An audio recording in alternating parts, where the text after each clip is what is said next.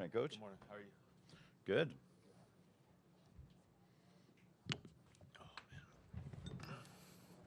We're joined now by the head coach of the Florida Gators, Todd Golden. Coach, welcome back. Thank you. We'll ask you to make an opening statement, then we'll take some questions. Happy to be back here again today. Practice here in a little bit. Thought we had a good day yesterday. Doing everything we can to just kind of make sure we limit the distractions and allow our guys to focus on trying to find a way to win tomorrow night. And just excited for this game tomorrow. If you have a question for Coach Golden, please raise your hand. Let's take one on the right side of the room toward the back.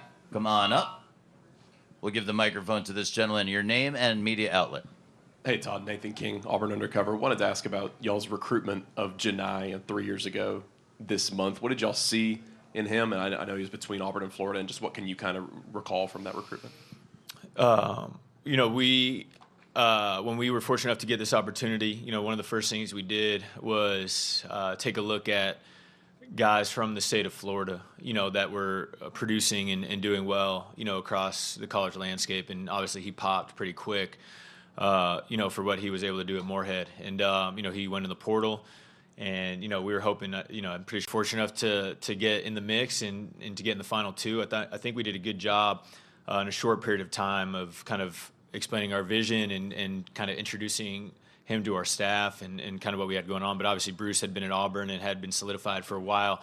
And, they do a great job as well. And, he decided to go be a Tiger. And obviously he's had a great career and been really impactful in terms of their success. And, knock on wood for us, we've been able to do pretty well also. But we would have been happy to have him. And I'm happy for him in Auburn and the success that he's had.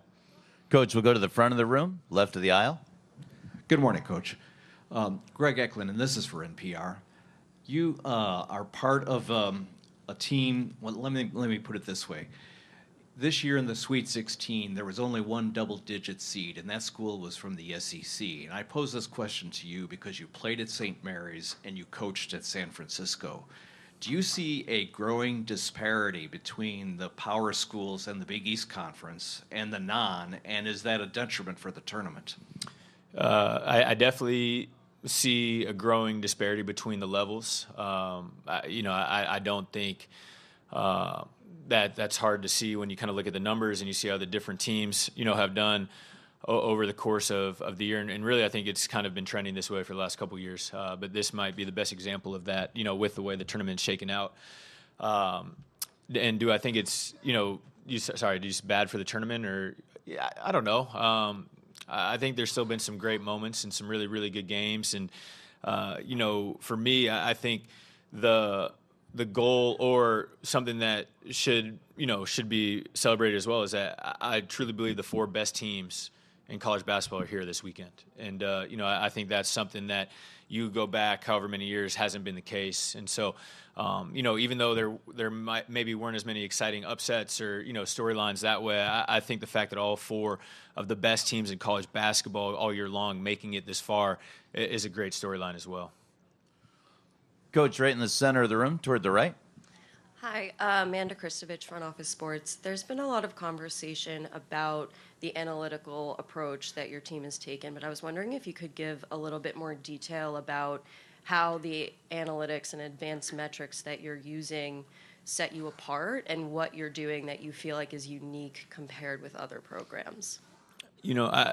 The way I try to describe it is I think from a macro perspective, like we try to view everything we do through an analytical lens, so what I mean by that is, just gathering as much data as we possibly can on whatever decision it is that we're trying to make, and then letting those, that data kind of point us in the right direction. So, I would say there's specific instances in different parts of our program that I could point to, whether it's recruiting, whether it's, in-game management, whether it's scheduling. That would probably take me a lot longer to explain. But big picture-wise, again, just kind of like trying to view everything through an analytical lens. There's obviously times where we use a human element as well, to decision make. But We know we're not perfect, and we know we're human, and so we want to give ourselves as much data and information as we can before we make decisions. So, specific, the instance against Texas Tech, the fouling at the end of the game, I think that's something that's a little unique and that a lot of teams wouldn't do or wouldn't think to do. So that's just one example, but it's really more of a macro perspective. Very center of the room. We're going to use the front left microphone, Aaron. Coach Daryl Dapprich with Auburn Daily. Just to kind of follow up a little bit on this mid-major Power 5, wanted to get your opinion because I've heard a lot about people attributing no Cinderellas basically in the Elite Eight or the upsets due to the transfer portal and NIL. If you had to choose one that you think was more attributive to that, which would you pick? It's just 100% transfer portal and the transfer rules. If you just took NIL out of the equation, I really believe we would still be having these conversations because, these young men and women have the ability to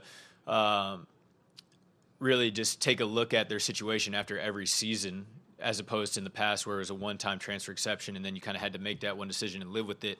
So when these men and women are able to move every offseason, coaches have more opportunities to get it right, so to speak, in terms of who they recruit and who they add to their program.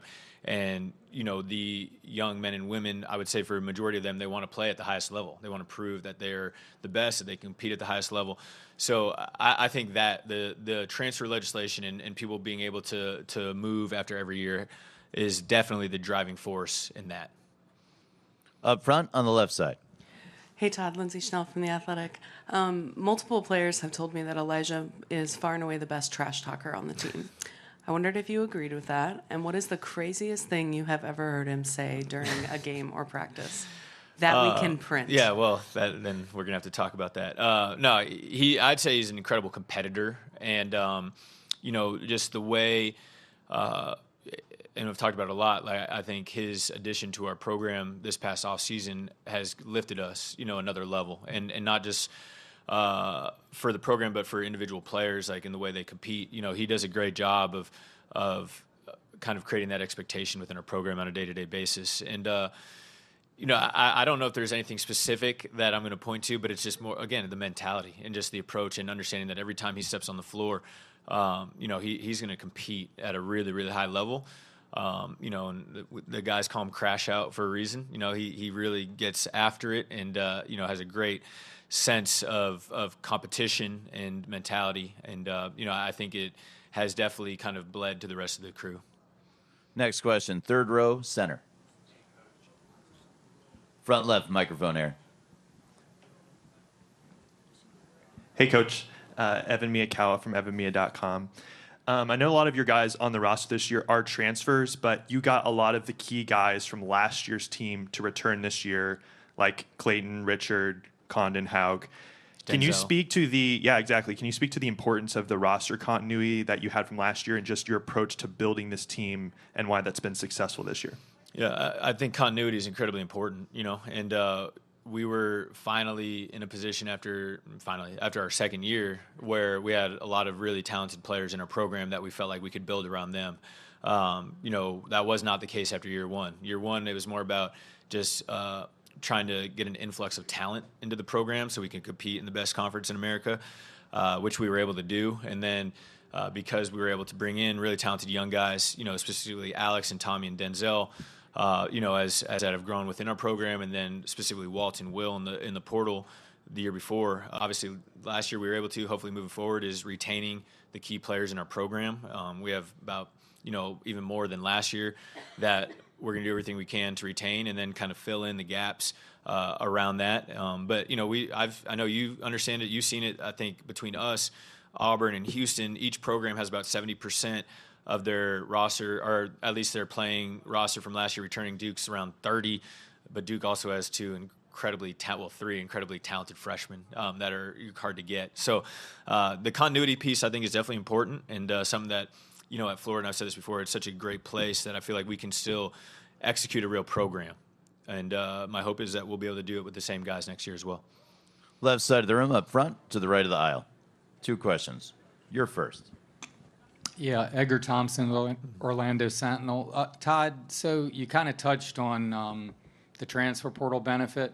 But when you look at Janai and Walter growing up 30 minutes from each other, what does that kind of say maybe about the inexact science of recruiting and also guys like that, getting the proverbial chip on their shoulder to kind of prove themselves? Yeah, it's again, it's with the transfer legislation the way it is. Like those guys, and I would say even for Walter and Janai, like they as 18-year-olds, would not be able to help an SEC program compete the same way anywhere close to what they do now. Walter had a very good freshman year at Iona, and then became MAC Player of the Year as a sophomore, and jumped up and became a very good SEC player. But it might have taken him a little longer if he came to us right away. Same for Janai. He had 2 really good years at Morehead. So you look at a lot of the teams that have had success. They're older. They have senior-laden rosters, guys that are 23, 24, even 25. Now the way that college is shaken out. So it isn't an exact science for sure. It's really, really hard. But a lot of times, sometimes it just takes getting a little older, for those guys to really be able to impact at a high level. One row back. Yeah, Mike Bianchi, Orlando Sentinel coach. When you were being recruited to Florida by Scott Strickland, was this a job that you targeted? What was attractive to it for you? And can you talk about Scott, sort of how he supported you through the thick and the thin? Yeah, well, when we had a pretty good run that last year at San Francisco, we started getting some calls and some different opportunities. But as soon as my agent let me know that Florida had reached out, right from that moment, that was the job that I wanted. And fortunately, Scott and I connected and had a really great, easy conversation that felt natural, and I didn't feel like either of us were having to kind of get out of our comfort zone to have good conversations. And then I was fortunate enough to Zoom with them the next morning, where I was able to talk to Scott, and then Duke Werner, Linda Teeler, and Chip Howard, the senior administrative team. And again, we spoke for about an hour and a half, and it felt like it took 5 minutes. We're on the same page in regards to, what we thought the vision at Florida should be, and kind of the attitude in which we should have, in terms of attacking the opportunity, and just kind of being grateful for it, and understanding that Florida is a great place, and kind of recruiting to the strengths of the school in terms of an academic school, the tradition and history that had come before us. And, I was in college when Torian and his teams went back-to-back national championships, so I always had a very, very positive feeling and outlook in regards to Florida. And so, after that conversation, transparently, we had some other opportunities that we were close to, and I started kind of putting pressure on Scott and calling Scott and saying, I would love to be your coach. And I don't want to miss out on some other opportunities that I have. And so if you feel the same way, let's do this thing. And, 24 hours later, I was fortunate enough to give the opportunity. And I'm super grateful for Scott, for Duke Werner, for Linda Teeler and her time at Florida, and now Amy Hass. They've been incredible, and I appreciate their support. I feel like they knew who I am, and they know the type of person I am, and the type of program I run. And I feel like we are all very grateful for each other, and the fact that we're here at the Final Four right now. Up front on the right side. Hey, Coach. Tyler Glasscock with Perfect. You guys were an early exit in last year's tournament, and then just over a year later, you guys are in the Final Four on the biggest stage. What does that mean to you and your guys just to reach this level of competing for a national championship after the way last year ended? Just good proof of concept and growth for our program. We had a disappointing end to last season, but it was a really good year. We made it to the SEC tournament championship game, lost to a great Auburn team, get back to the NCAA tournament, lose arguably the most exciting game in the first round of the NCAA tournament, 102-100 without Micah, after we lost him to a really tough injury. And so we had a sour taste in our mouth at the end of the year, but we weren't disappointed about where our program was. And, so talking about, answering Evan's question about make sure we kept those guys that we knew embodied what we wanted our program to be about, and then making sure we added the right pieces, which we certainly did.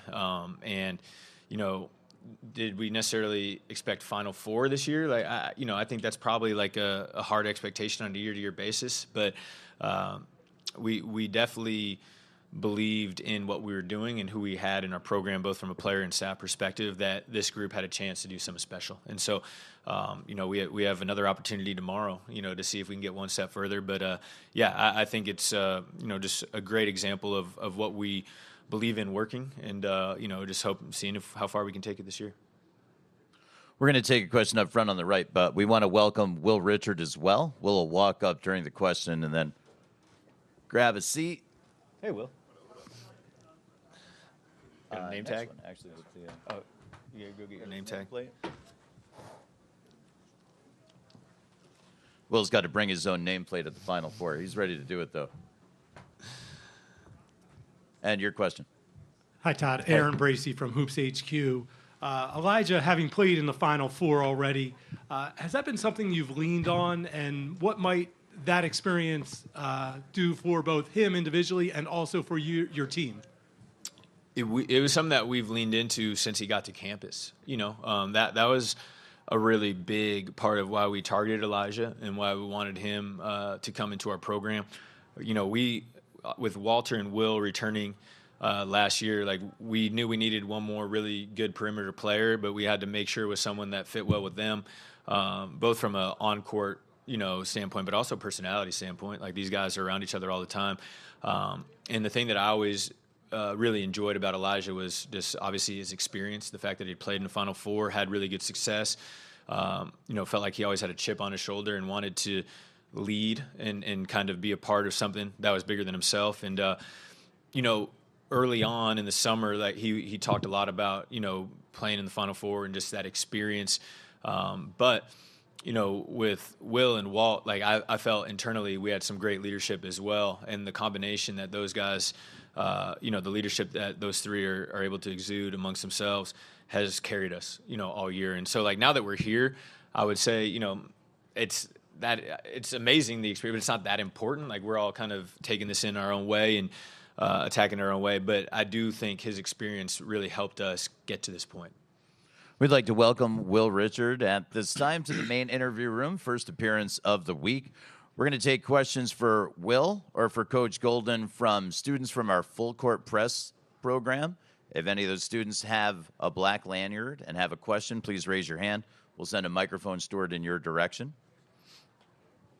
We're looking for the first question, and here is one. Your name and media outlet, then your question. Hi, my name is Terrell Thompson for Full Court Press. Coach Golden, how has this team been able to find so much success late in games this season? Leadership, experience. And, I talk about Will, Walt, and Elijah a ton, but they're a huge reason why. We've been in some tight games late over the course of our full season. Not that many, to be honest, but, probably 5 or 6. And the thing that gives me great confidence as a head coach is, we go in these huddles, whether it's under 8 or under 4, and I'm looking at these guys, especially, I go back to the Carolina game, the first time we were down 4, and I'm looking at, really looking at Will's eyes, and he feels super comfortable. There's not, any sort of, lack of confidence, being exuded by these guys in those moments. And, obviously we come back, we win that game, and we've done it a number of times now. And these guys just expect to win. They've had a lot of individual success. They've had a lot of team success now at this point in their career. They're veterans in the college game, and, they've earned the confidence in which they show by the work they put in. And so, I lean on our senior year leaders, in those moments to take us home. We're continuing with questions for the Full Court Press program journalists. And just a reminder, the Florida locker room is still open for another 13 or so minutes for student-athlete availability for everyone. If you have a question and you're with the Full Court Press program, raise your hand. There's one in the center of the room. Hi, Coach Golden. Evan Veith, Full Court Press. 4 years ago, you were hunched over a laptop doing a presentation called Analytics in Basketball and Winning in the Margins while you were at San Francisco. How have you used that idea and that identity of analytics-backed basketball to revolutionize this Florida program, and why was that such an important part of your basketball journey from the very start? We our program, the way we operate our program at Florida is truly identical in many ways to what we've done at San Francisco. Even what we did at Columbia with Kyle Smith, and we talk about like we think smart wins, and we try to run and operate our program like it's a business. Like we hire staffing to do different roles. We recruit players to assume different roles. And in a game that is changing dramatically by the year, I think it's as important now than ever to be on the cutting edge of just kind of having an analytical mindset in the way you approach what you do on a day-to-day basis. And so I think it's helped us a ton. Obviously, we've had a lot of great success, and we try to use that analytical mindset to put these guys in good positions to be successful, to teach the way we want to play the game without nerding out too much and annoying these guys with different comments, even though it happens sometimes. I know that's the case, but I just think, again, overarching theme, like we're just trying to be as efficient as we can in everything we do. If you're in our full court press program, raise your hand. Questions for Will Richard or for Coach Golden? Back side of the room on the right. Hi, Coach Golden. Brian Hopper, Full Court Press. I was just wondering, does that analytical approach inform what y'all as a program do in the transfer portal? Because it's hard to evaluate guys, apples and oranges, if they performed at a mid-major, can they perform the SEC, that sort of thing. Yeah, we definitely approach transfer portal guys analytically, to start. The first thing we want to do is make sure they're good enough, to help us on the floor. And, once we're able to identify that, and there's more than just numbers on that. We're filtering guys, I would say, by numbers, and then we're watching them and seeing what we think. But then after we kind of clear that hurdle, then it goes to really just kind of learning who they are as a person, and how they operate and what they're about, what their family's like. And, if we feel like they'd be good fits as Gators, and this guy sitting next to me was the first one, man. The first one that, we saw him hit the portal, and we look at his numbers at Belmont, and, incredibly efficient as a freshman, high usage player, great rebounding rates, great steal rates, great block rates. And then we go meet with him in Nashville, and the kid is just an incredible light bulb and an incredible human being. And we get him down to campus, and then we meet his father, Al, and his mother, Helen, and we're like, dude, if we can get 13 Will Richards on this roster, like we're going to be making the Final Four. And we don't have 13 Wills, but we have 13 great guys. And they are the driving reason as to why we're here right now. And speaking of Will, any questions for Will from the Full Court Press journalists? No questions for Will. We have one up front. We're going to use the front left microphone. Come on up. Hi, Will. Arden Flight's Full Court Press. I want to know, knocking off Auburn's win streak at their own home, now essentially you are preparing for their revenge game against you guys. What is your mindset for this game going in? Definitely just win the game. We know they're a great program. We have to come in and play a complete game for 40 minutes and do what we do, make the effort plays, be nails on defense and locked in on offense, and just executing at a high level. Florida locker room is still open. We're looking for Full Court Press questions at this time. That means you have a day pass. All right, in the back on the right. Hey, Will, Travis Bradley here, Arizona State Cronkite News. I'm curious, obviously Coach Golden talks so highly of you, and they went and they took an opportunity to bring you onto the team a couple years ago. I'm wondering, what does that feel like for you, and how do you manage that responsibility to your coaches in the program, knowing that they took a shot on me? How can I pay that back? It feels great. I mean, since I entered the portal, Florida stood out the most. Coach Golden stood out the most to me, and just playing for Florida, I mean, it means a lot. Just being on the team, wearing that Gator logo, it means everything. So just repaying them back by winning. I mean, you want to win at a high level and get Florida back to that national relevance, and we've done a great job of doing that. But we know it's more left to do. Members of our Full Court Press program can raise their hand with questions for Coach Golden or for Will. There's another one in the back toward the right side. I guess for either one of y'all, you've mentioned getting Florida and this program back to the pinnacle of the sport. It's been about 15, 20 years. Has anybody from those back-to-back title teams, Coach Donovan, Joakim Noah, anybody from those teams reached out and tried to be a guiding force this year for y'all? Let's start with our senior, Will. Yeah, I mean, Torian Green, with him being a part of the program, he's meant a lot. I feel like last year when we did the TBT, talking to Corey Brewer, talking to Coach Donovan, guys like that, it definitely means a lot to talk to him and know what it takes to get there back to the point that what they were, and just knowing what it took to get here. So we definitely talked to a lot of different people. Yeah, the same.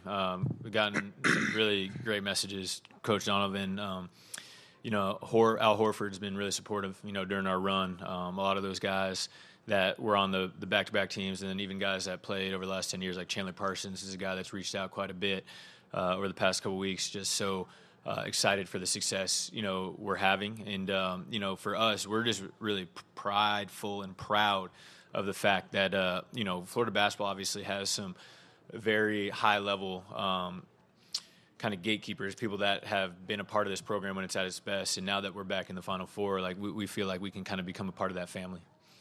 On the left side of the room, we're going to use the front left microphone. This goes for both of you guys. I just want to hear a coach's and player's perspective. This team has been a part of 4 double-digit comebacks this season, and you're coming off one against Texas Tech in one of the biggest games of your year. Will, what's the perspective on the floor when you're down 10? And, Coach, what are you telling them in the huddle? Let's start with Will.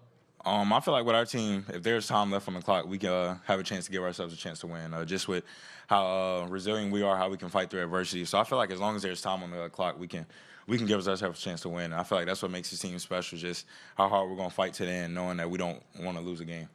Coach. Yeah, using the Texas Tech game as an example, I'm going to talk about the way that Will and his teammates have unwavering confidence. I'm not as confident in those moments. I'm talking to him at the under 4, like, hey man, we got to play pretty dang perfect down the stretch here. If we want to find a way to win this game. And I know he remembers. We're talking about we had just missed a block out against Texas Tech. They get a rebound. They're going to the foul line, and just we talked again about like we have to do everything we can down the stretch here to not. Allow ourselves off the hook in any way. And fortunately, these guys were able to do that against Texas Tech. Now, hopefully on Saturday, we don't have to have those types of conversations down the stretch. Hopefully it's more about, hey, got to finish this game the right way. Let's play to win and not to not lose, et cetera. But, we'll see how it goes tomorrow and go from there. Let's follow up with the microphone. We'll bring the microphone back to you. No, that's fine. That's all I want to say. You were making a closing comment. I just wanted to say that you guys seem very comfortable in those situations. That's been a part of your career ever since you got to Florida, and it's impressive to watch this group stay so poised when they're down by double digits. I appreciate it. Thank you. Any further full court press questions? We have 1 on the aisle. We have 2 on the aisle. Brian McQuillan, Full Court Press. Will, can you just talk a little bit about Walter Clayton, his ability to hit tough shots, kind of, help the team bounce back down late against Texas Tech, and just your confidence in him, on the court with him? It's special. Just seeing how poised he is in those moments, how comfortable he is taking big shots. It just goes back to who he is. And I feel like we've seen it since he got in here, just his work ethic, how much he puts into the game. It's just good to see him going out there and showing everybody else what we already know. Same area. This is Terrell Thompson from Full Court Press. Will, how does it feel to be recognized as having one of the best backcourts in the nation? It feels good. Of course, you put the work in to get that type of recognition, but we also know we have elite front court too, and they do a great job of helping us win games, and I feel like they're just as elite as our backcourt. I feel like we're elite as a group. Any further full court press questions? There's another one toward the back. Coach Golden, obviously you and Bruce Pearl go way back, whether it's the Jewish Olympics. What does it mean to you now to be mano-a-mano against him? It's special, someone that you care a lot about and that has been so impactful to my life, both basketball-wise and off the court, and, someone that I worked with over 10 years ago. To now, kind of full circle opportunity to be a head coach at an incredible place like Florida, and now competing against your mentor and one of your best friends, for a trip to go to the national championship game. It's pretty special, man, and just grateful for the opportunity. We have 2 more up front. Hi, Ariel Doss, Full Court Press. Y'all both have talked about the work ethic and the character that you look for in players and that you've seen in your teammates. What do you think it means to wear the Gator logo, and what stands out about your players in this competition? I just feel like putting the program bigger over yourself. Just giving up yourself for the greater good of the program. Just going out there and fighting for 40 minutes every time you step on the court, and just playing for each other, having fun doing it, and just trying to win games. Yeah, I think the biggest thing for us, both as our players and our staff, is I think to a man in our program, like everybody's grateful to be at Florida. I think that's the best way to say it. Like nobody feels like they've settled. Nobody feels like there might have been better opportunities elsewhere for us. Like from my opportunity 3 years ago, to become the head coach here, to Will's opportunity to evaluate a bunch of other places, he was really excited to go to Florida. I feel like we have a roster full of guys that have that same mentality, coaching staff that has that same mentality. And when you have people that are all, pulling the same direction and feel the same way, you can do some special things. And I tell these guys all the time, like, our individual talent on our roster is really good. All of our players are really good. But the thing that separates us, in my humble opinion, is what we call our team talent, and the way our guys play together and the way they lift each other up and make each other better. These guys don't care who gets the individual credit on a certain night, because they understand if we win that they're all going to get the credit they deserve. And that's definitely carried us to have the year that we've had, in my opinion. Final question, second row. Hi, Patrick Walsh, Full Court Press. I know Will touched on it a little bit in regards to beating a team twice, and it's so hard in sports to beat a good team twice. But, Coach Golden, I just wanted to ask you, what do you look to see your team execute in order to win tomorrow? Obviously we played a good game against them the first time. It's hard to beat a really good team twice, for sure. The good thing is we only have to beat them one more time. We already beat them once. So got to clip them tomorrow night. But, for us, we're at the level where I really believe we have to do a great job scouting Auburn. But our teams know each other really well at this point. We're going to show these guys what we call our keys and personnel probably 3 more times before the ball goes in the air. And I would probably venture to guess that Will could tell you player by player right now the tendencies that each of these Auburn players have and what they like to run, whether it's in the half court or out of bounds or on the sideline. So, that's more of just like us as coaches, like kind of covering our butts and making sure we can say, hey, you were prepared, to do these things. But we got to play hard. We got to defend well. We got to be physical. We have to rebound well. We got to be strong with the ball and take care of it. And just do the things that we've done all year to make us really, really consistent. And the great thing is we have shot makers on our team. And at the end of the day, you got to make shots to win the game.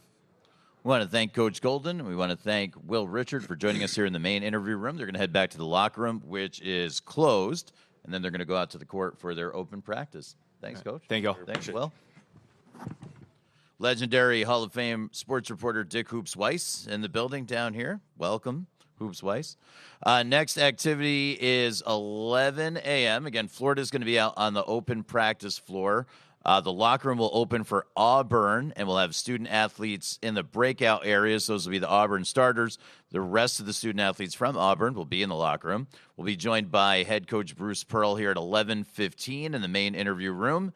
Then we'll have our full court press session with Coach Pearl and with Dylan Caldwell, student athlete from Auburn. At the end of the Auburn press conference, we're going to have our AP Coach of the Year presentation and that news conference as well here in the main interview room.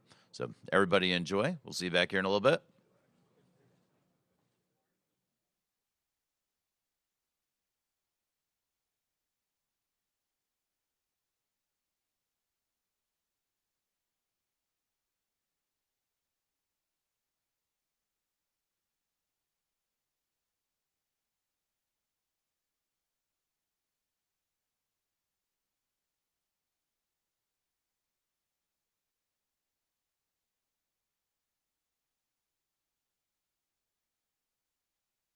Five, 6, 7, 8, 9, 10, 9, 8, 7, 6, 5, 4, 3, 2, 1.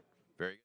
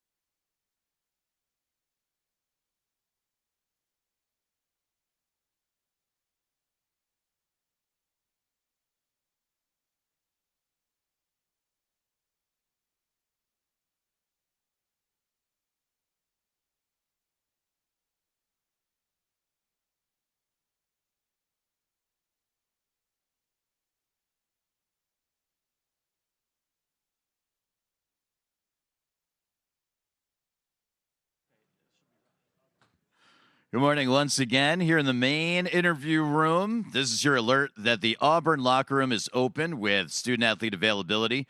Starters for the Auburn Tigers are in the breakout area right now. You can go and talk to them.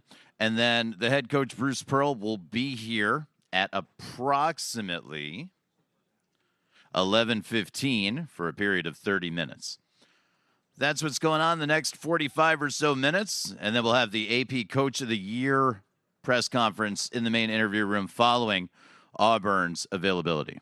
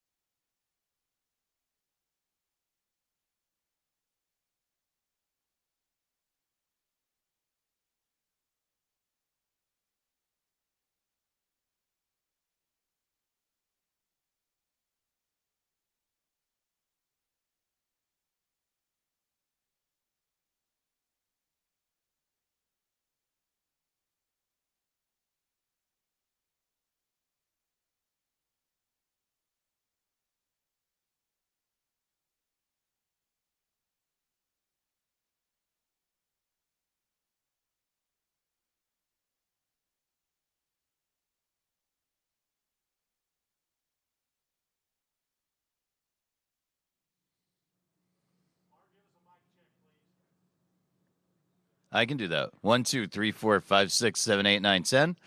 9, 8, 7, 6, 5, 4, 3, 2, 1.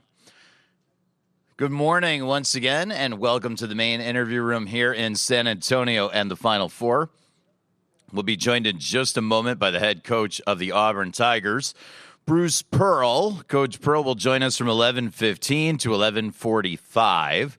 During that time, the Auburn locker room is open, and student athletes are still doing breakouts until about 11:25. They're in the breakout areas. Coach Pearl joins us for a 30-minute period. Again, first 15 minutes is open to questions from all media. The second 15 minutes will be joined by Dylan Cardwell as well, and we'll have questions for the full court press contingent of our media cadre. Going to turn off audio on the Zoom over here. So we'll have Dylan Cardwell and Coach Pearl for 15 minutes from 11:30 to 11:45. Before that, we'll have Coach Pearl by himself from 11:15 to 11:30.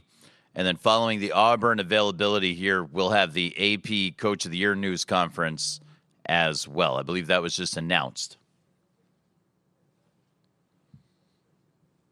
AP Coaches of the Year being Bruce Pearl from Auburn and Rick Pitino from St. John's. We'll have both around 11:45 right here.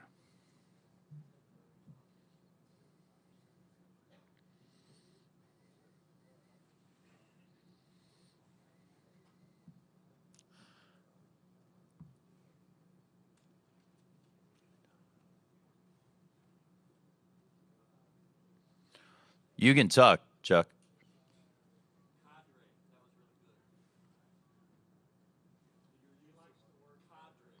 Cadre, you like that too, see? That's twice today.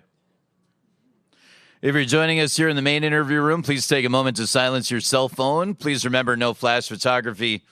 Locker room's open during this portion, and again, the breakouts are still going on until 11:25. Locker rooms are open until 11:45. No video recording in this room during this news conference, and you cannot go live on social media with your smartphone or any other device.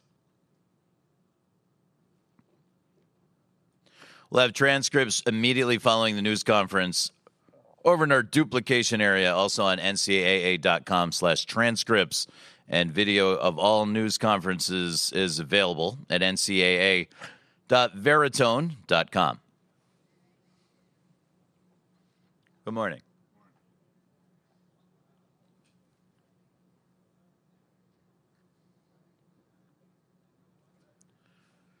Our 4 microphone stewards are in the room all week. If you have a question for Coach Pearl, you'll raise your hand. Microphone steward will come in your direction, and then we will take questions. You can't call shotgun before you see the car.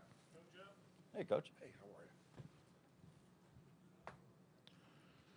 We're joined right now by the head coach of Auburn, Bruce Pearl. Coach will ask for a statement, then we'll take some questions. I've seen enough Florida tape to make me sick. They're really good. We are just, you're still in a state of, are we really here? Like, are we really one of the 4 teams that are playing for national championship? Obviously, the answer is yes. Sometimes it's harder to do what you're expected to do. And I suppose because we've been good all year long, this was expected. But boy, if you ever treat it that way, you're missing out on something. This is beyond special. And we recognize we're going to have to play the 2 best games of the year in order to be successful and cut down nets on Monday night. Coach, we're going to start out on the right side with the Associated Press. Bruce, Jim Pitino with the Associated Press. First, congratulations on your award. I'd like to pivot slightly away from the actual basketball for a second. You talked about how special it is to be here. You are one of 3 Jewish coaches leading teams into the highest profile event in college sports right now. What does that mean to you at this time? And can you also speak to what you see as the impact and the importance of the Jewish Coaches Association in the past and going forward? Well, I think it speaks to the fact that we live in the greatest country in the world. I always tell my players that there are going to be obstacles to success, but not roadblocks. And I just don't want to hear it that just because of anti-Semitism or just because of racism or just because of profiling, you can't be anything you want to be. Yes, there are going to be challenges and there are going to be obstacles. So for three Jewish coaches and Calvin Sampson, all of us, right, to be able to get here, you work hard, you do the right things, you surround yourself with great people, and anybody can be anything in this country because we live in the greatest country in the world. There is great history and tradition in the game of basketball in the Jewish community. Because all it took was just one ball and maybe a basket in the inner cities, in the ghettos, in the neighborhoods with most of American Jewry lived in this century. We played basketball, and we're pretty good at it, and there's a history there.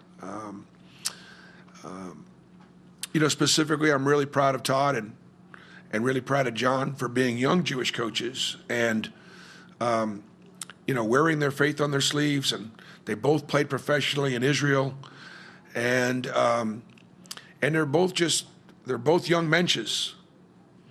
And it's easier. It's harder. It's easier to be an old mensch than it is a young mensch these days.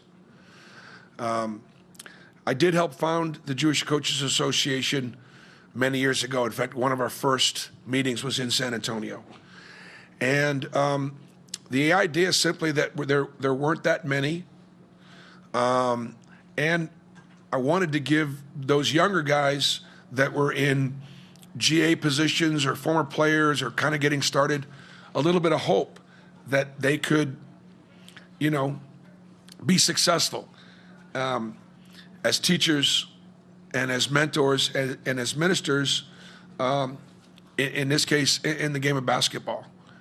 And so I was very pleased to help found the Jewish Coach Association, and now to see it under Matt Elkins and Scott Garza, Jason Belzer, really doing a nice job. Reminder that the Auburn locker room is open and that the student-athlete breakouts are still going on. We're going to take our next question in the center of the room. Hey, Coach. Daryl Dapprich, Auburn Daily. I had an opportunity to speak to you preseason and talk about the non-conference schedule that you had put together, and did you feel like that was because of the team that you had coming back? Looking back on it now, a lot of those games that you scheduled kind of draw the connection to how that paid off to get you to where you are right now in the Final Four. Will do. I just want to finish your question. I wear this all the time, and that's this dog tag to bring the hostages home. I don't always wear it outside because I want it close to my heart, but this is another opportunity to remind the world that there are Americans. Edon Alexander is still held hostage, and we're praying that any day now he might get released. And just a reminder that while we're all celebrating this incredible championship here in San Antonio, there's tremendous suffering going on in the Middle East, and we pray for peace and the hostages to come home. And if the hostages are released, the death and the dying will stop. I want to give my assistant, Mike Burgermaster, credit for putting our schedule together. Yes, we did look at a group of seniors and recognize that we got a chance to have a pretty good team. And so let's just schedule up. I think the other thing is that the metrics with Quad 1 opportunities was something that we looked at. If you remember a year ago, we had a really, really good season, but we didn't have that many Quad 1 wins.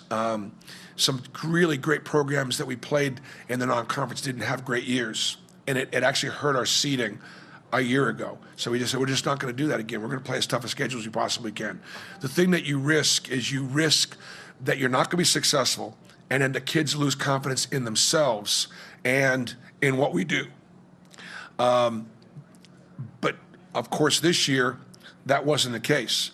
And I just think a couple things on it. Number one, I want to thank Kelvin Sampson for being willing to play us and think that Auburn coming to Houston would be a good thing to help his team get prepared for the season. And the other one I would like to thank also would be Matt Painter at Purdue.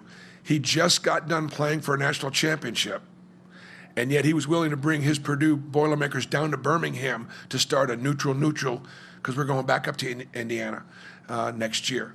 So in other words, for Kelvin Sampson and for Matt Painter to think that a game against Auburn was going to be something that would help them tells me that we've got our program where I dreamed we'd get our program. Next question is just to the left of the aisle. Bruce, Nathan King, Auburn Undercover. You used the word trust a lot. You have with this team in particular. Chad was just talking about how much he likes the fact that he can stand up on the bench and call things out during a game, that he can call things out during practice. How valuable is having that mindset throughout the team, especially this time of year where every possession counts and you guys are trying to win a championship? Okay. Which Chad? Trust is important, and if you, in coaching and in teaching, even in parenting, if you are able to earn the trust of these younger people, and particularly in athletics, they will run through a wall for you. If you break that trust, if you're not honest with them, doesn't mean you're right. It's not about being right or wrong. It's about having them trust that you have their best interests at heart, that you're going to mentor them, that you're going to teach them, that you're going to hold them accountable. And one way you also trust them is you let them be themselves. You don't try to change their personalities. Not everybody has to be molded in the same way. And if some people misunderstand that's their problem. So we do let Chad Bickham-Massara be himself. And as a result, it has an opportunity to bring out the best in him sometimes, as a player. The other thing is, too, players have got to make sacrifices. If you're going to be part of a team, you've got to be accountable to the other guys on a team. You got to share the basketball. Some nights it's going to be your night, some nights not. And when it's not, you got to trust the process. You got to trust your teammates. And I can't tell you how many times all season long we would look to the guy to your right, look to the guy to the left. If it wasn't for them, we wouldn't be here, or we would not have won that game. So you begin to rely on each other, which then helps build the trust. Same area of the room, Chuck. Coach Chuck Culpepper from the Washington Post. If you could think back to what you were like as a kid in Massachusetts and what it would have meant to you, how it would have mattered to turn on the TV and see 3 Jewish head coaches in a Final Four. Well, I would have thought that it would have been Larry Brown, Hubie Brown, and if they had another brother, that Brown, right? Or not everybody knows that Guy Lewis at Houston was Jewish. It wasn't something that got a lot of attention back in the day, I don't think. And there have been others. I think as a young Jewish boy growing up in Boston, I would have been proud. But I also think back then it would have been a surprise to some of my peers that weren't Jewish.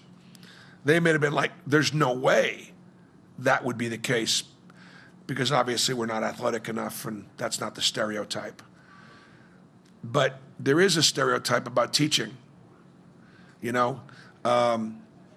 Jesus was a rabbi, and what is the definition of a rabbi? It's a teacher.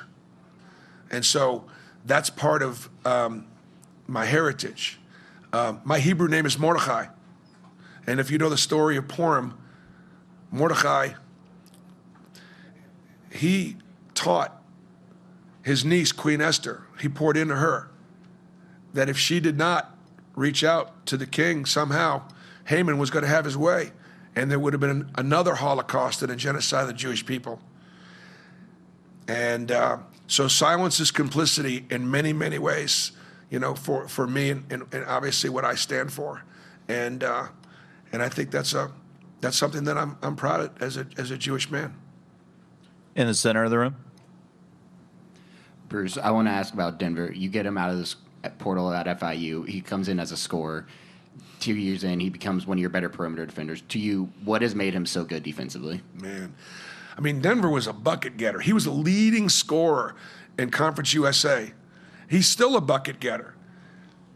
But he also recognized that the level of athlete, the level of speed and quickness, 2 years ago, he couldn't even dream of guarding Walter Clayton. All right, now he's going to give it a go, and like few, he's got a shot to be able to guard him with some help. And so Denver recognized that he had to work on his lower body, he had to work on his core. He had to make it a priority. So he got in the weight room, he got in the slide boards, he got stronger. He was already blessed. He was blessed with a pretty good bucket. I always tell those guys that can sit down and get a nice big bucket. There's power in them, their legs, and Denver's developed some power there. But I think as a result of what he's done, he's made himself an incredibly valuable player. Coach Golden talked about him yesterday being one of the more underrated players in the tournament. And, Denver's going to play a lot of professional basketball in his career because he can get buckets, which he always was able to do, and now he can guard anybody. Up front to the right. Hey, Coach, Aaron Bracey from Hoops HQ. Janai talked about how he's been overlooked his whole life, obviously starting at Morehead State. What has that done for him as a player? And when you recruit, how much do you value guys who've been overlooked? And if so, why? Well, I think valuing guys that have been overlooked, and then you bring them into a place like Auburn where, here's the deal. I spoil my kids, but I will slap the rotten right out of them. I spoil my players, but I will slap the rotten right out of them.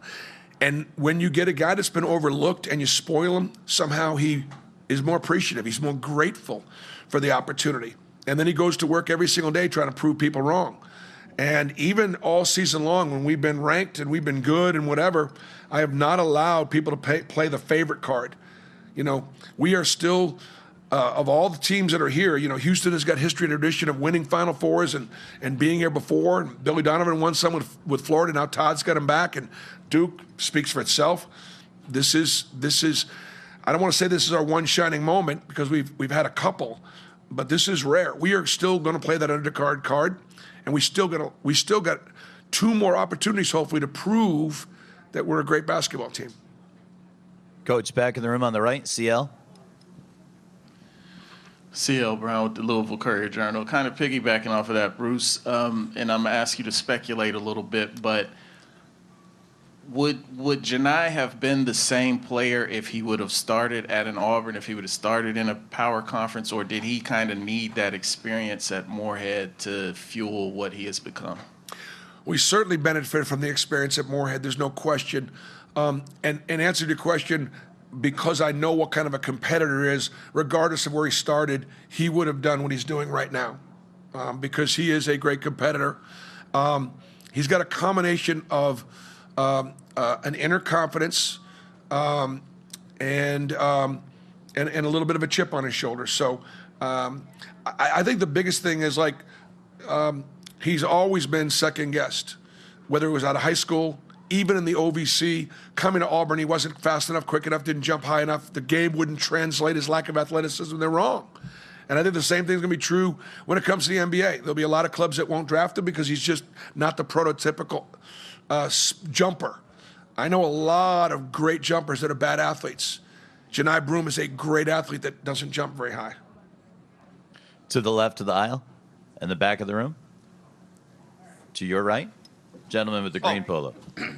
Bruce, Brian Stulls, Auburn Rivals. I spoke with your former manager, Michael Poe, last night. Can you quickly tell about that friendship and that relationship you have with him during your time at Milwaukee? Yeah, Michael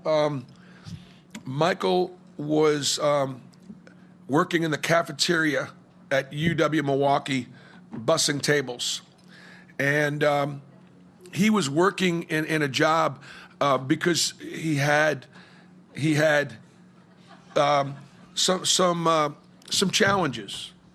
And I remember when I would walk into the cafeteria, Michael's personality just boom, it just exploded. And I can remember so many times that the manager of the cafeteria would get upset with Michael because his job wasn't to have big personality and to meet and greet and to make everybody else's day and make everybody feel welcome and serve. His job was to clean up tables. And so he was in the wrong job. So as a coach, my job is to put my players in positions to be successful. I said, this is not his strength. And so I met his family, I met his parents, and I said, don't get me wrong, your son is incredibly talented. I want him to come over to the athletic department, over to the Klachi Center, and I want him to help be like our team manager and help our equipment guy and help our weight room guy and be a greeter and help us in recruiting. And I don't know, 2005, I guess 20 years later, he's still at UW Milwaukee, and he's way more famous than me. Like, they'll never name anything for me at UWM. He's been there 20 years. They should name the court after him. Michael Paul, one of my managers. The Auburn breakouts have now concluded. The locker room is open, and we're joined for the first time in the big interview room by Dylan Cardwell. We're going to move into the question and answer period for the journalists in the Full Court Press program. You're wearing a black lanyard and a day pass today. You have a question for Dylan Cardwell or for Coach Pearl. Now's your time to raise your hand, send a microphone in your direction, and we'll get things rolling on the left side up front. Coach, Brian McQuillan, Full Court Press. Todd Pettiford's come off the bench throughout the tournament, scoring double digits in each game. Can you just talk about how he's embraced that role and how he impresses you as a freshman, how he continues to just make the mark the second he steps on the court? Yep. Well, two things. Number one, he was raised right in the sense that he's good enough to start, but not one time did we ever see a roll of the eye or a hunch of the shoulder, because if he did, his dad would slap that right out of him, like for real. In the sense that it's our job as coaches to try to place the players where we feel like we have a chance to be successful. And so he respected the coaching and the decisions that were being made. At the same time, he respected the guys that were starting. He respected Denver and Chad and Miles Kelly and the guys that were starting ahead of him as seniors and guys. At the same time now, he would not be very happy if he wasn't finishing games. And he's been a phenomenal finisher, especially, for a freshman. We put him in huge pressure situations, put the ball in his hands, and trust that he can make a play. And so he's been a joy to coach. He wants to get better. I think being 5'11" and being the underdog and having a little bit of a chip on his shoulder, even though he's from Jersey and he's got that inner confidence, he still goes out every day to try to prove people that maybe he was ranked a little higher than 25th or 30th best high school player in the country. There aren't 20 high school kids playing college basketball right now better than Todd Pettiford. There probably aren't even 5 high school players, 5 better freshmen in the country. Dylan and Coach, we're in that same area of the room up front on the left. Coach Terrell Thompson, Full Court Press. What things have you seen from your team, growth-wise, from the previous matchup against Florida that can lead to a victory tomorrow night? Well, I don't know if at that point of the season, for some reason, we had a little bit of fatigue. Florida came in and played great, and they're playing better now. And prior to the Florida game and since, I've been saying that I think they've been the best team in college basketball. That's not a knock on my team. It's not a knock on Houston or Duke. It's just how I evaluate their depth, the quality of their guard play. Clayton's been the best guard on the floor every single night. So we're going to have to – Clayton can't be the best guard on the floor tomorrow. Okay, their front line can't be the more aggressive and the more physical tomorrow. If they are, we lose. If they're not, we win. Midway up the aisle, just to the right. Hi there, Coach. Evan Veith, Full Court Press. Of course. Hey, guys, by the way, guys, you are missing the best interview here. This guy here is the best. You can get me anytime. I'm going to answer your question. You guys need to ask. This is the best interview in the country. Go ahead. I'm sorry, sir. And that was an artsy black and white photo that he took of himself and Coach before, too. Just want everybody to know. Sorry to give away your secrets, Dylan.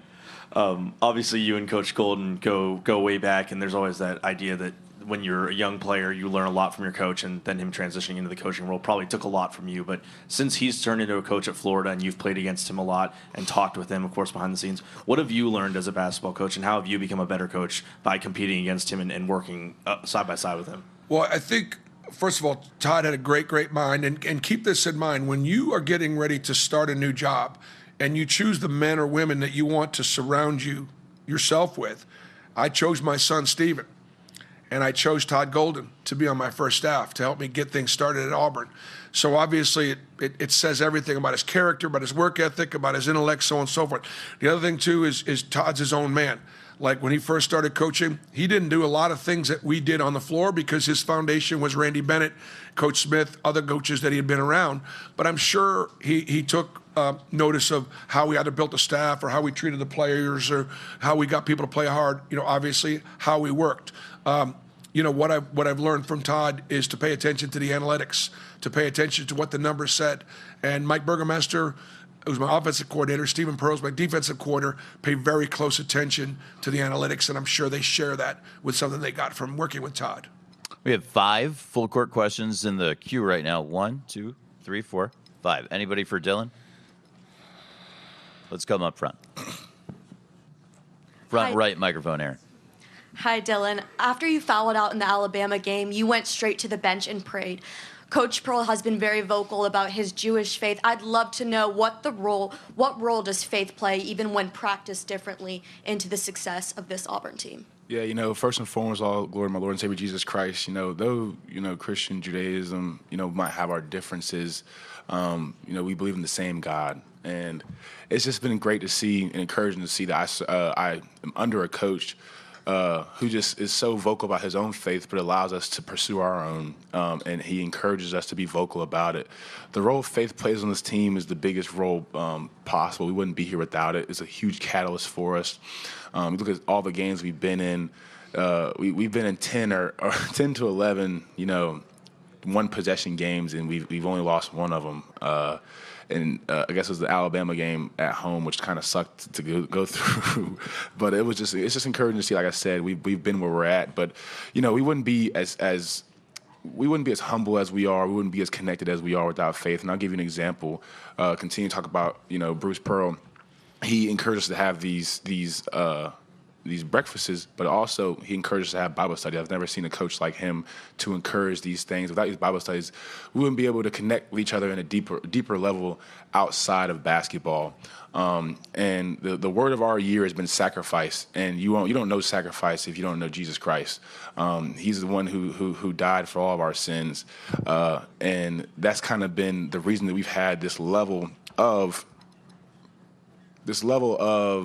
urgency lately, is because we understand that our sacrifice, on the other side of our sacrifice, is the potential to play for a national championship and win a national championship, not just for our own glory, not just for the glory of ourselves, but for the glory of our Lord and Savior Jesus Christ. But I also want to win a national championship for this university and also for Bruce Pearl. I've been here for 5 years, and he has showed me the ropes to be a great Auburn man.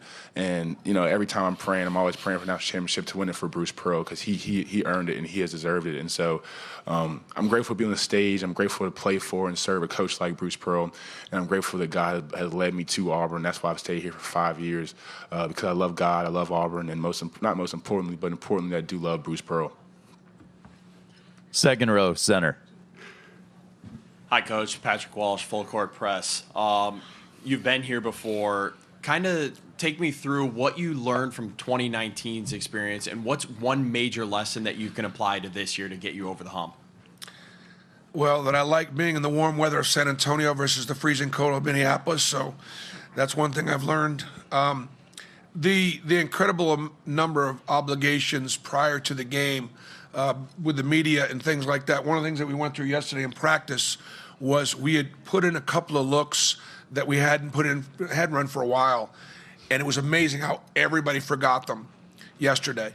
And the reason is they got a lot going on. Like, their minds are going, the social media is going, the obligations that we have, the gifts, we got a game, and we got to lock in and focus. And having been there before, it was so good to go through a few things yesterday and watch them forget everything. And I went, oh my gosh, it was good.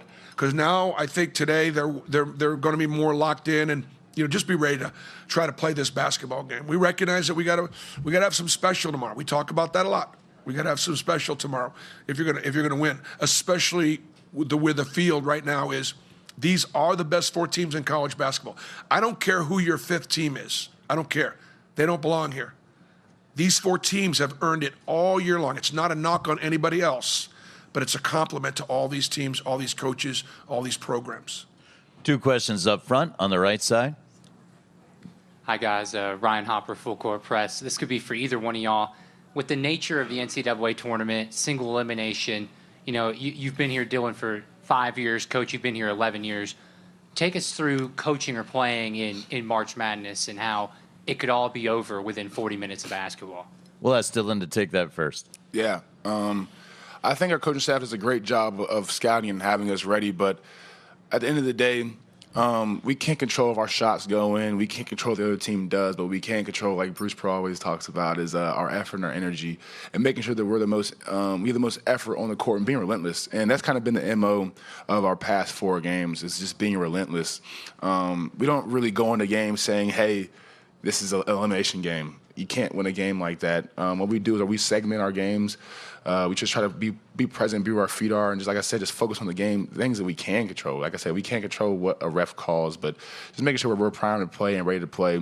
It's no different than in this regular season. We've had the craziest non-conference, I think, or just craziest schedule in scheduling history, and we have been primed for this position. We're primed for the opportunity that's in front of us, and it's no different than any other game we played. We don't address the elephant in the room as far as, hey, this is an elimination game. I feel like every game that we played has been an elimination game. We played in Maui. We played at Houston. Every game we played at Duke. We played Alabama. We played all these crazy quad one games. Every game that we played, it was a must-win game for us, and this is just no different. Anything to add, Coach? I think the one thing you do is you give the guys a game plan saying, if we do these things, we will win. If we do these things. Now, not that doing these things are going to be easy, but I want the guys to feel like they're in control of their destiny. I don't want them worrying about if we don't necessarily do this, it's over, we won't play again. I think where Dylan's compartmentalized it and really well, he goes, you know what? I like free breakfast. And quite frankly, I'm not done having free breakfast. Are you? Because you know what? If we lose tomorrow, breakfast isn't free anymore. Yeah. And you know what? It is humorous, but it's real. And our guys, kind of have bought into that. They like free breakfast too. Dylan, do you have a specific comment on the breakfast? Oh, no, I think, I want to give a shout out to Emily Daniels, who is our nutritionist. She does a great job of choosing our team breakfasts, and every hotel we've stayed at has been for first class, 5-star meals. So shout out breakfast. Same area of the room up front on the right. Dylan, the way you carry your faith is admirable. How is that something you've been able to be so open about during your time at Auburn? Yeah. The Lord is very he's very hands-on in how he authors your life. There's a verse in Jeremiah that says, before you were created in your mother's womb, before you were formed, I knew you. And another verse in Jeremiah 29:11 says, I know the plans I have for you, plans of prosper, not to harm you, plans to give you hope in the future. As much as my journey's been as up and down at Auburn, and it's frustrating. There was a time in my life where I questioned God on why he brought, Bruce Pro into my life. And it's just been so crazy to be patient and to see that, Bruce Pro is the most significant coach I'll probably ever play for. And like I said, he's given me an example of how to carry myself. And we never really had these conversations. We had a heart-to-heart last year that helped us become friends. But, now I can still smell him. He showed me the ropes to be an Auburn man, but he's also, and I've just followed his example, of everything everything that I feel, and I have the heart for, the Lord's put in my heart. I'm open about it. I'm very open about the Lord. I'm very open about, my family. But if it wasn't for the Lord giving me Bruce Pro as an example, I'd just play like every other player in the country, just playing basketball and only being an athlete. So, shout out BP again. I'm just going to follow up with one thought. I don't know exactly where I learned this along the way. I think my wife Brandy helped me understand this, but one of the biggest ways you can hurt somebody's feelings, not be mad at them, not be jealous of them, not be envious of them, not even be angry with them, to ignore them. To ignore them. I don't want my players to ignore their Father God. I don't. I want them to visit with him. I want them to be open to him because he wants to be a part of their life. He wants to be a part of the solution, not part of the problem. And I remember growing up Jewish, and there were a lot of things that we would do in prayer that were, holy. The Bima was holy. The Torah scrolls were placed in a very holy place. We would put a prayer shawl on. We'd cover our head. And it wasn't the Holy of Holies, but it was very significant. And so I grew up kind of thinking, man, God's awfully busy. I just think I don't want to bother him. And then Brandy had said to me, she said, let me ask you a question. She said, if there was something that your father could do for you, but you didn't want to ask him because you thought he was too busy. And I'm talking about my dad. Don't you think that would like really upset? Like, why didn't you come to me? Why didn't you ask me? And that's what the Lord is. He just wants you to come to him. He wants you to ask him. He wants you to visit with him. And that's what I've tried to, instill in the players. And then to have the courage of sharing their faith and also the respecting of other faiths. That necessarily this not being the only way. And that's what we try to deal with. We want to thank Dylan Cardwell for joining us here in the main interview room. And Coach Pearl is going to take a short 30 down at the bottom of the dais, and we're going to reset for the AP Coach of the Year News Conference. Oregon, God bless. Auburn's on the court for open practice at noon. We're going to begin our AP Coach of the Year News Conference in just a moment.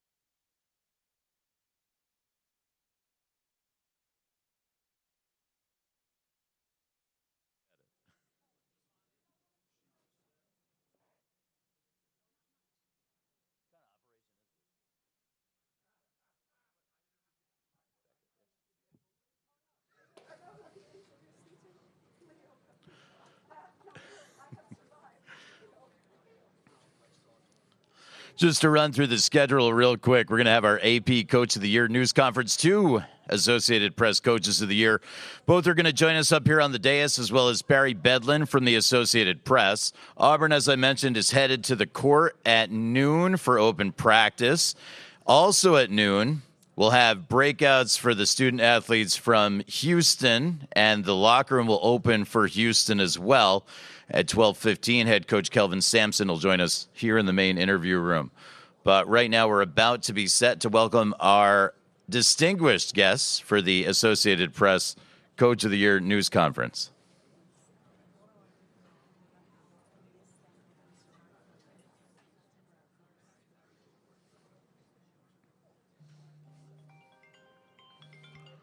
That means we're supposed to begin.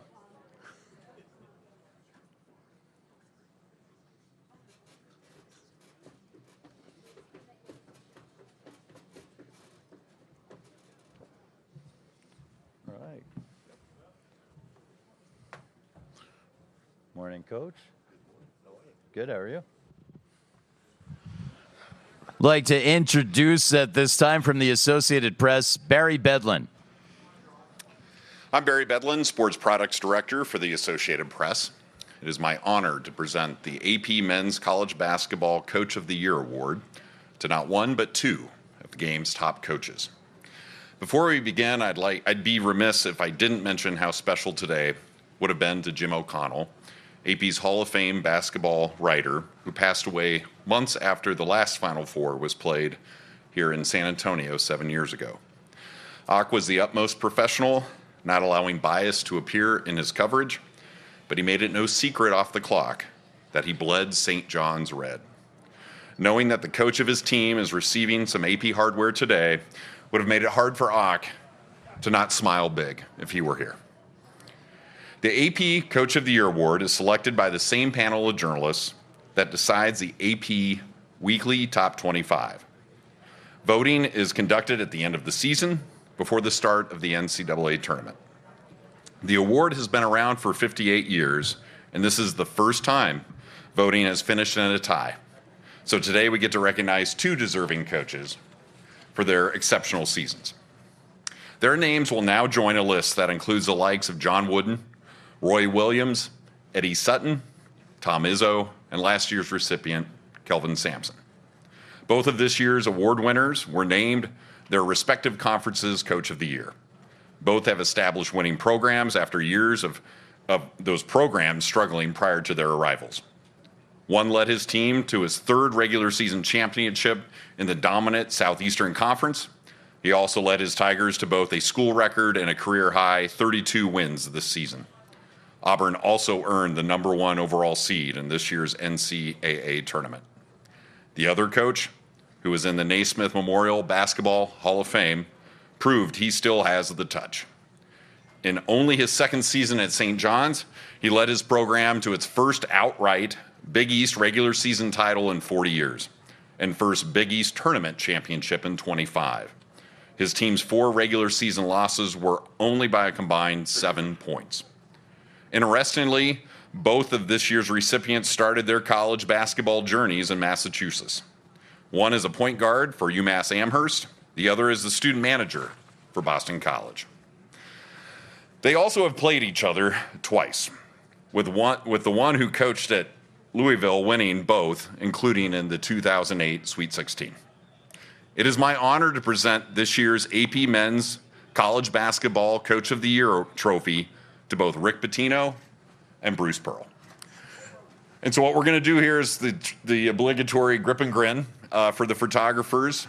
With each one, Coach Pitino, will start with you, and then we'll get a shot of both of you standing with the trophies. So.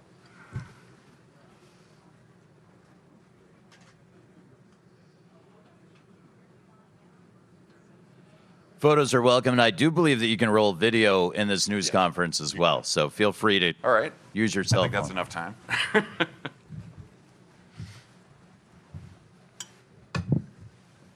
you go, Coach. Thank you. You bet.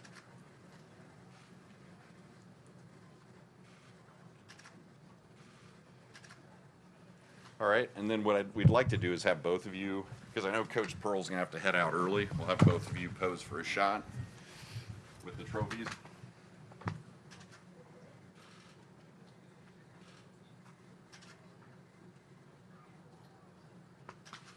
Great. So what we'll do now is we'll have each coach, I'll give each coach the opportunity to make a few comments. Coach Pitino, we'll start with you. Well, thank you for this prestigious award, and I'm very, very excited that I get to share it with Bruce. I've admired him since he's been a young coach, admired him as a middle-aged coach, and now I admire him as an older coach. I'm a lot younger than him, and so Bruce has been one of my favorites in coaching for a long, long time. He wins every place he's been, but he wins with his players having fun, with a great style of play. He's just terrific. And I just admire him so much since he's been young to now where he's coaching. And good luck in the Final Four. What a incredible season. So I'm just deeply honored. Thank the AP. And sharing it with someone like Bruce is just a special treat. Well, thank you, Coach. I've said this many times. The best coach I've ever gone up against was Rick Pitino. I remember being a manager at Boston College, and this young Italian kid would be sneaking into practice or coming watching Dr. Tom Davis's games, even when they weren't on the schedule, because he was a sponge. I didn't know then that that young coach would become one of the greatest coaches in the history of the game at any level. And I tried to emulate so many things about the way Coach Pitino coached, the way he loved his players, the way he built a staff, the way he won everywhere he had been, always giving his opponents, credit, respecting, honoring, the game. And while this is an incredible award, and I accept it on behalf of a great coaching staff, because Coach, we wouldn't be here without the men and the women that we have surrounding us. To have earned Coach Pitino's respect would be one of my greatest achievements as a basketball coach. I mean that with all sincerity. So what we'll do now is open it up for questions, but Coach Pearl is going to have to run off to practice here in just a few minutes, so we'd ask any questions directed specifically to him. Go to him first. If you have a question for Coach Pearl, please raise your hand. Let's get one down in the front or use that front left microphone. Bruce, Robbie LaStella, bracketshere.org. Obviously, you guys are in the midst of a big game tomorrow, but reflecting on this moment for you personally, from where you've been to now, what's this kind of feel like being recognized for your success? Well, it is. It's an honor, and especially when you look at the people that you share that honor with. It is historic. We do want to try to make history. We want to try to make good history, and so that's why it's so important. But it is a reflection of the incredible hard work and efforts of my staff. You want to judge me? Judge me by the men and the women I surround myself with. Judge me by my staff, and this is ours, without question. So we're humble, we're grateful, and we got 2 more games to win. Coach Pearl is going to head out to practice after this John Fanta question. Back room, backside on the left. Bruce, John Fanta, Fox Sports. Both of you this season have given locker room access to cameras. And the energy within those rooms has produced some moments that a lot of people can appreciate. How do you balance the motivation, the pressing, the trying to get the very most that you've gotten out of this team with that love that you give to your group as well? Well, I'd like to think that I was all access before all access, right? We're coaches, we're teachers, we're ministers, we're pouring into our kids. And so to allow people to come in and listen to our messaging, Coach Pitino gave his young men about tough love, about accountability, about growing up. These are real life lessons. Yes, they're going to have a lot to do with the next 20 minutes about whether or not he was able to win that basketball game, but it's going to carry on to that and those life lessons. So, we don't mind letting people in. We don't ask that you agree with everything that we have to say or the way we even say it. But, Coach Pat Dye has said this: you can coach him as hard as you love him. Why is it that somehow your father or an uncle or a grandfather could say something to you that nobody else could say to you? And the reason why that's the case is because you know how much he loves you and cares about you. And so we can talk to our players. We can tell our players what we think. It doesn't make us always right, but it's going to be authentic, it's going to be real, and that's how you develop that trust. Coach Pitino's players trust him. They know he cares about them, and they trust his experience, and so that's why I'm grateful to be able to listen and learn. Last thing I want to say is when I was a young Division II assistant coach, Bobby Knight's radio show was on before my radio show, and I drive from practice to try to get to my radio show, and I listen to him. Bobby Knight did not exactly respect the media like he should have, but he respected his fans. I listened to his radio show, and I learned about how to be a better teacher and how to be a better coach.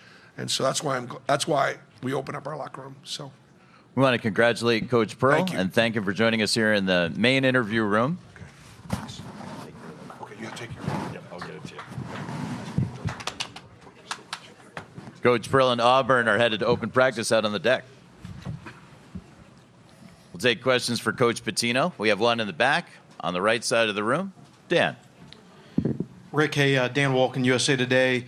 If you don't mind entertaining a question about the landscape of college sports and everything that's going on right now. Obviously, this revenue share cap coming in. What do you think is going to make this thing fail or work?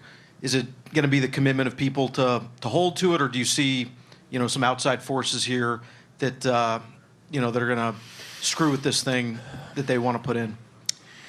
I'm not often critical because I adapt to everything. I said, if these are the rules, let's try and get the most out of the rules that we play by. The only thing I'm very concerned about for young athletes today is some of the athletes and what they're being paid, this will be the most they'll ever make in their life. And that's not something I believe in. I believe you go out, you prove yourself, you make a little bit more, whether you graduate from Notre Dame and you go to Wall Street and you're working for $18,000 and you make a little bit more, then you're running the company 15 years later. And it bothers me a little bit that the money has gotten such that a young athlete's going to be making the most he'll ever make in his life as a young person. So That's the only thing I look at. Everything else, I'll see where the chips fall where they may, and then try to figure it out.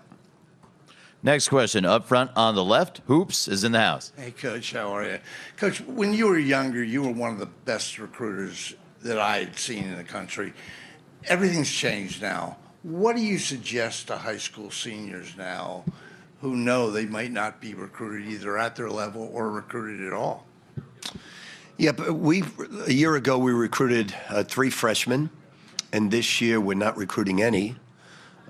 Just because we're losing 3 great players. I'm smart enough to know coaches never win awards. Players win the awards for coaches along with their staff. So I know why I'm up here today. It's because of the hard work that my guys put in. But I will say it's a lot easier teaching older players than it is younger players. But the shame of it all, and I don't understand this, I coached in the EuroLeague for 2 years. They wanted no part of college guys, even if they spent 4 years. They only want like 26, 27, or guys in the G League that have been there for 3 or 4 years, or NBA guys when they retired. They did not want young players, where the NBA wants all young guys. If you look at the draft this year, freshman, sophomore, freshman, foreign. And it's coaches. When I coached in the NBA, we wanted no part of young players. We wanted guys that were older. So the general managers want younger players because they have a built-in excuse if they don't perform. Oh, they're too young. They'll come on. It saves their job for another year or 2. We'll go to Zach, then Adam, then Chris. How do you know all these guys' names? Been doing this a while, Coach. And I'm from New York. Zach Brazil, New York Post. What's up, Ray? Congrats. Thanks, Zach. You've never won this award before. So it's a 2-part question. What does it mean to you to win this award? And number 2, does winning an award, does that motivate you in terms of to continue to do what you're doing? Well, it's funny because I said to my wife, this is the second time I've won this award. And she said, no, you won the Wooden Award right away. I said, oh. I said, never won it? She said, no. I said, that's awesome. First St. John's coach. I didn't know that I beat Bruce Pearl twice until he told me. I said, when was that? And Kenny Klein, who drinks a lot, he did not remember it either. And if he didn't remember it, how was I going to remember? Now, it is a special treat because all these awards, I have my assistant here, Ricky Johns, and my other assistant, Stephen Boateng, and my AD is here. We share this. We know why we win these type of awards. It's dedicated players having a great season and dedicated staffs and everybody coming together, and I certainly share with that. But I'm excited to win this and very excited to share it with Bruce because he's having So we were talking earlier on the plane who I thought would win. This is the first time in my 50 years I don't have an opinion who can win this game. I really don't. Now, if Houston wins this game, it's going to be very tough for the opponent that they play with 1 day prep to play against Houston. But Duke has had a week to prepare for Houston, so it's a lot easier. And then in the other game, I believe Florida beat Auburn at Auburn, and it's a revenge game, and I could make a 20-minute dissertation case for every team. So I don't know why they're making Duke the favorite. They're great. Coach Shai has done a magnificent job with that team, but I could not pick the winner of any of these games. It's amazing. Before we get to Adam, is there a Kenny Klein rebuttal? We can send a microphone, Kenny. Adam. Rick, Adam Zagoria, congratulations. Thank you. You obviously got some nice portal additions with Bryce and Josan. Can you just talk briefly about how you feel that's improved your roster overall, and also does being here at the Final Four motivate you even more to try to get back here next year or in the future? Well, I did my best this year. I don't know if I could try any harder. Look, I've said this all along. I've lost in the first round to Morehead State and been blessed enough to go to 7 Final Fours. It's all matchups sometimes. We got a bad matchup with Arkansas with their athleticism, but we don't make any excuses. Arkansas deserved all the credit, but we had two guys with torn ligaments in their thumbs that played. We improved our defense. We wanted to improve our defense and get better quickness, better athletes. We did that. Now we got to take it to the next step. We got to keep on recruiting great athletes that shoot it better. We've got to improve our shooting from the outside. It was not good either from the foul line or the perimeter, and we're going to improve that certainly. That's what we're looking at right now. Next on the right side, Chris. Hey, Rick. Chris Harry from FloridaGators.com. Can you recount the video you saw, your assistant showed you, of Walt during his tryout? I guess it was in Orlando or something like. At least that's how it was relayed to me. And and also when he played for you, did he have the freedom to play the way he did, take some of the shots he did when he played for you? Well, Walt, as you know, was a football player and had major scholarships to high-level schools. I believe Florida State, Notre Dame, and one other SEC school. And we looked at the film. What I like, he won a high school championship. May have been back-to-back high school championships, yes. And I wanted a winner at Iona, and he was a winner. Even though he's a football player, I liked the way he passed the ball. I liked what he was doing. And when he first came in, he struggled a little bit like all freshmen do, and then he became the MVP of the league his sophomore year, was a killer basketball player, as he is now for Florida. And I had one of the best backcourts. We actually were one of the few teams that was close to Connecticut at halftime. I believe, it's going to sound crazy, that Iona was a Sweet 16 team because we had one of the best backcourts, and we had Nelly Joseph Jr. at center. Unfortunately, our matchup was the champions. But I had a great team for Iona, and it could have gone far, I thought, that year. And Walter Clayton, it did not surprise me that he's having the success he's having now. And I think Walt's going to be a great pro. He plays hurt. He plays all the time. He's a tough kid. He makes shots. He's a great passer. He lets the game come to him. He has quick hands. He jumps much better than people. His vertical's much better than people would ever see. And it was a treat coaching Walt. Great guy. Back of the room on the right, Eric. Eric Prisbell, Hoops HQ. Rick, you've seen a lot of great freshmen over the years. How would you assess where Cooper Flagg ranks among the great freshmen, specifically among those during the one-and-done era? Yeah, he's really special, and he really shouldn't be a freshman in college. He should be a high school senior, which is even more impressive. He's as good as I've seen in quite some time. There's been a lot of great ones. I'd certainly put him up with some of the best. And he's going to have a great pro career. What Duke is doing is kind of amazing to me. It's very difficult to win with freshmen, very difficult. But they're doing it. They're very well coached. They're very well drilled. And now they're going to see a defensive team that's really, really difficult to go against. So I'm really looking forward to it because they're terrific on offense. They play good defense, and they're going against one of the best defensive teams that you'll ever see. So it's going to be an exciting matchup, but Cooper Flagg is tremendous, going to have a great pro career as well. Coach, Louisville media in the building here, CL. Okay. How you doing, Rick? CL Good seeing you again. Good to see you. Certainly, you've made a living adapting to the different changes throughout college basketball. But with how the landscape is right now, what has been kind of the biggest challenge that you feel like you've had to confront when so many of your other peers have decided that they were good, they didn't want to continue to kind of make those changes? Well, probably nothing has surprised me until just this year when you can't believe the numbers. Now, I do know some of the numbers are true, and it blows me away with those numbers. And I don't know how some of the coaches are using their mathematics skill to put together 13 players with those numbers. But I'm happy for the players, certainly. Appreciate it. But I'm waiting to see what's going to happen in the next week to see where this goes. And then we'll adapt once again. But the toughest thing is the new rosters that you have to put together every year. And my biggest pet peeve with the NCAA, I don't know what they're doing with some of the thinking.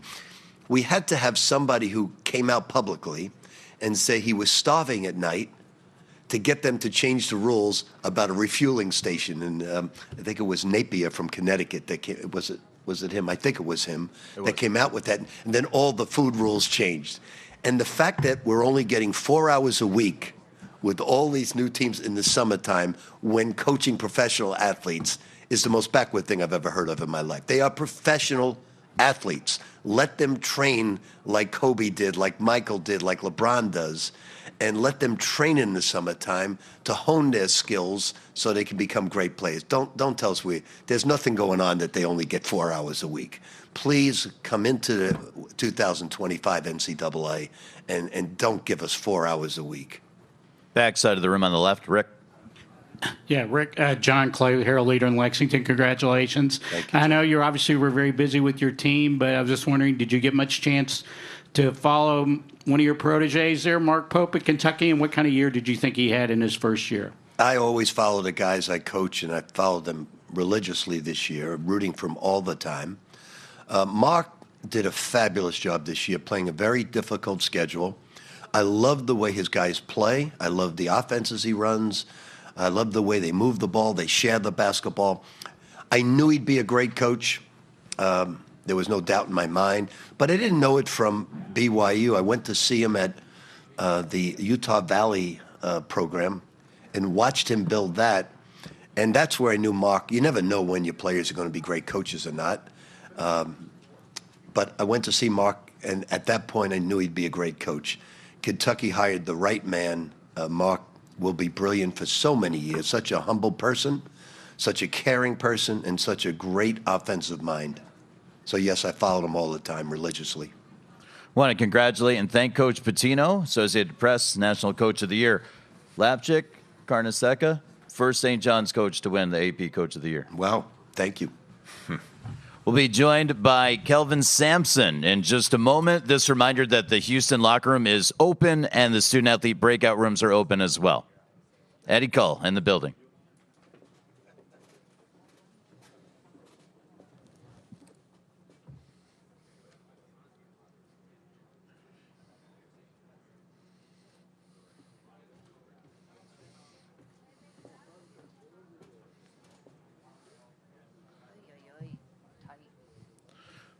Yeah, smooth though. I like this.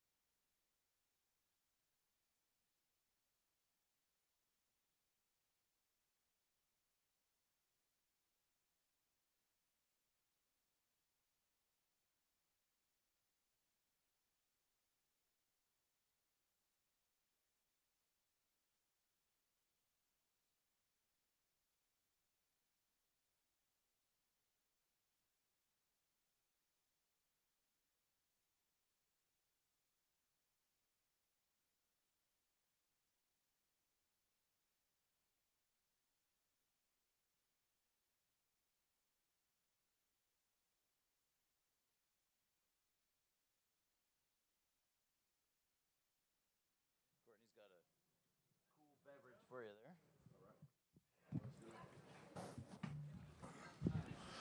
A reminder that the Houston student-athlete breakouts are going on right now for another 10 minutes. The Houston locker room is open for the next 30 minutes. And also, for the next 30 minutes, we're joined by the head coach of Houston, Kelvin Sampson. Coach, having a good day so far? So far, yeah. No, we've been doing this now for our, conference tournament. SIU, we had to beat BYU to get to Arizona. We had to beat SIUE to get to Gonzaga. We had to beat Purdue to get to Tennessee, and now we're here. So we've been doing this for like 4 straight weeks. And we'll keep it rolling. If you have a question for Coach Sampson, please raise your hand. Let's start in the third row. Then we'll come up. Then we'll go to Eddie. Then Dan. We'll make our way across the room. We're going to have a great time. Coach Matt Roy, News 4, Fox SA here in San Antonio. Wanted to ask you about Terrence Arsenault. Obviously, you know his history in this building and his 2 championships. The junior year, probably the more significant of the 2. Does that give him, a little bit of an advantage? And can you just tell me about what he's done for your team this year? Yeah, there's always one guy, I think, on your roster that you felt like you could have or probably should have gotten more minutes for.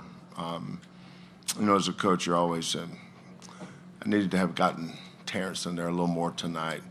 But, like in the Tennessee game, Juan picked up 2 quick ones. Terrence goes in and scores 8 consecutive points or thereabouts. But he's capable of that. Terrence is, he's a 6'6" basketball player. He's not a 4 and he's not a 3. He's not a 2. He's just a really good player, and he's bailed us out a lot of nights. Now, a lot of nights, Sharp and Cryer have had it going. I've closed games with Malik Wilson because of his ability to guard multiple positions. But Terrence is a huge part of our success this year for sure. Coach, we're going to stay up front to the left, second row. Hey, Coach Robbie Listella, Bracketeer.org. I talked to some of the guys in the locker room yesterday, and some use last season's loss as motivation to come back this year, and some wipe the slate clean. I'm curious, from your perspective, is there a healthier approach for last season in terms of using it this year, or is it better individual player basis? Last year has nothing to do with this year for me. I mean, we have a new team, so it's irrelevant to me. We're going to go to the center of the room with Eddie. I'm going to use the front right microphone. Hi, Coach. Eddie Pels from AP. I poking around on the internet, I saw your loose ball drill a little bit, and I was wondering if you could kind of explain the origin of that, what you're trying to get out of it, and how well it works or doesn't. What was the first part of that about the poking around? What did you say? He was on the internet and he saw your loose ball drill. I've never seen that. So I've got to find the culprit that filmed that. No, I've always done that. It's usually the first drill. There's probably a couple of drills that I do. First drill of the year, and then I don't do it anymore because something happens once, it could be a accident. Happens twice, it could be a coincidence. If it happens 3 or more times, it can and should be a habit. And I think as coaches, whatever it is we're teaching, we're trying to create habits, good habits. And as long as they're doing that naturally, I don't need to do a drill. Matter of fact, I don't even like that drill. I don't like doing drills. I'd rather them be like that anyway. But I've had some kids that I've had to, not necessarily the team, like Emmanuel Sharp. Emmanuel Sharp doesn't need to do that drill. Milos Uzan did when he got here. LJ Cryer probably did. But most of our guys, every loose ball in practice, if we're having practice, and I don't care what day it is, it could be today. If there's a loose ball, then there should be a habit of getting on the floor after it. Just to follow, are there any rules to that drill other than get the ball? I mean, it looked like it was a basic free-for-all, but... Yeah, I've never really had anybody look at that and then give me their expert analysis of it. Yeah, it's pretty much whoever technically whoever gets it is on offense, and whoever does not get it's on defense. So we try to be multi multi-effort with that drill. Now, sometimes I just do the drill with a individual against nobody. You know, sometimes I may just drop the ball, let it pitter-patter to a stop, and when I blow the whistle, we'll see how quick they get to it. Everything's a competition, you know. But, you know, like our kids say, it's not for everybody, but it is for the ones that are here. Coach, we'll move to the back of the room on the right side. Dan? Yeah, Dan Wolken, USA Today. Kelvin, I wanted to follow up on something you said yesterday about how nobody talks about Coach Shire replacing Coach K anymore. How difficult is it from your perspective with your history in the game, what they've actually been able to pull off to make that transition as relatively seamlessly as they have? Well, I've been knowing Mike for a long, long time. You know, since he's moved into you guys' world as a media guy. I've been on his radio show, and we've had conversations. I don't like it when people say he's the GOAT. Mike Krzyzewski is certainly a GOAT, but a lot of that stuff is so generational. But Mike Krzyzewski, during his generation, was the standard for everybody. And I think Mike deserves a lot of credit for being involved in the process to pick John. He coached John. He worked with John. So John had a head start. And when he had his press conference, you know, a lot of people talked about that. He's replacing a legend. And he is. He was. But this is John's third year, right? So in his third year, you know, it's not talked about as much. And that's a credit to both of them. Mike for having a huge part of choosing the right guy. And then John for being independent enough to become his own person with his choosing his staff, doing that general manager thing. I still don't know what that is. You know, we got managers. I'm not sure they're have any. They wipe the floor up though. They bring me water halfway through. I mean, they have important roles, but probably not as good as a general manager. Different compensation probably too. Probably. Fourth row on the left. Hey, Coach, Evan Miyakawa from evanmia.com. Of all the teams in the Final Four this year, you guys are the most reliant on returning players. I think about 80% of your minutes are from guys who were on the roster last year. Is that roster continuity important to you, and how has that played a role in how this team has done this year? Yeah, it is to us. You know, when Cooper Flagg chose to reclassify, I think he showed up at 17 years old. Am I right saying that? Well, that's how old J.Juan Roberts was when he came to us, too.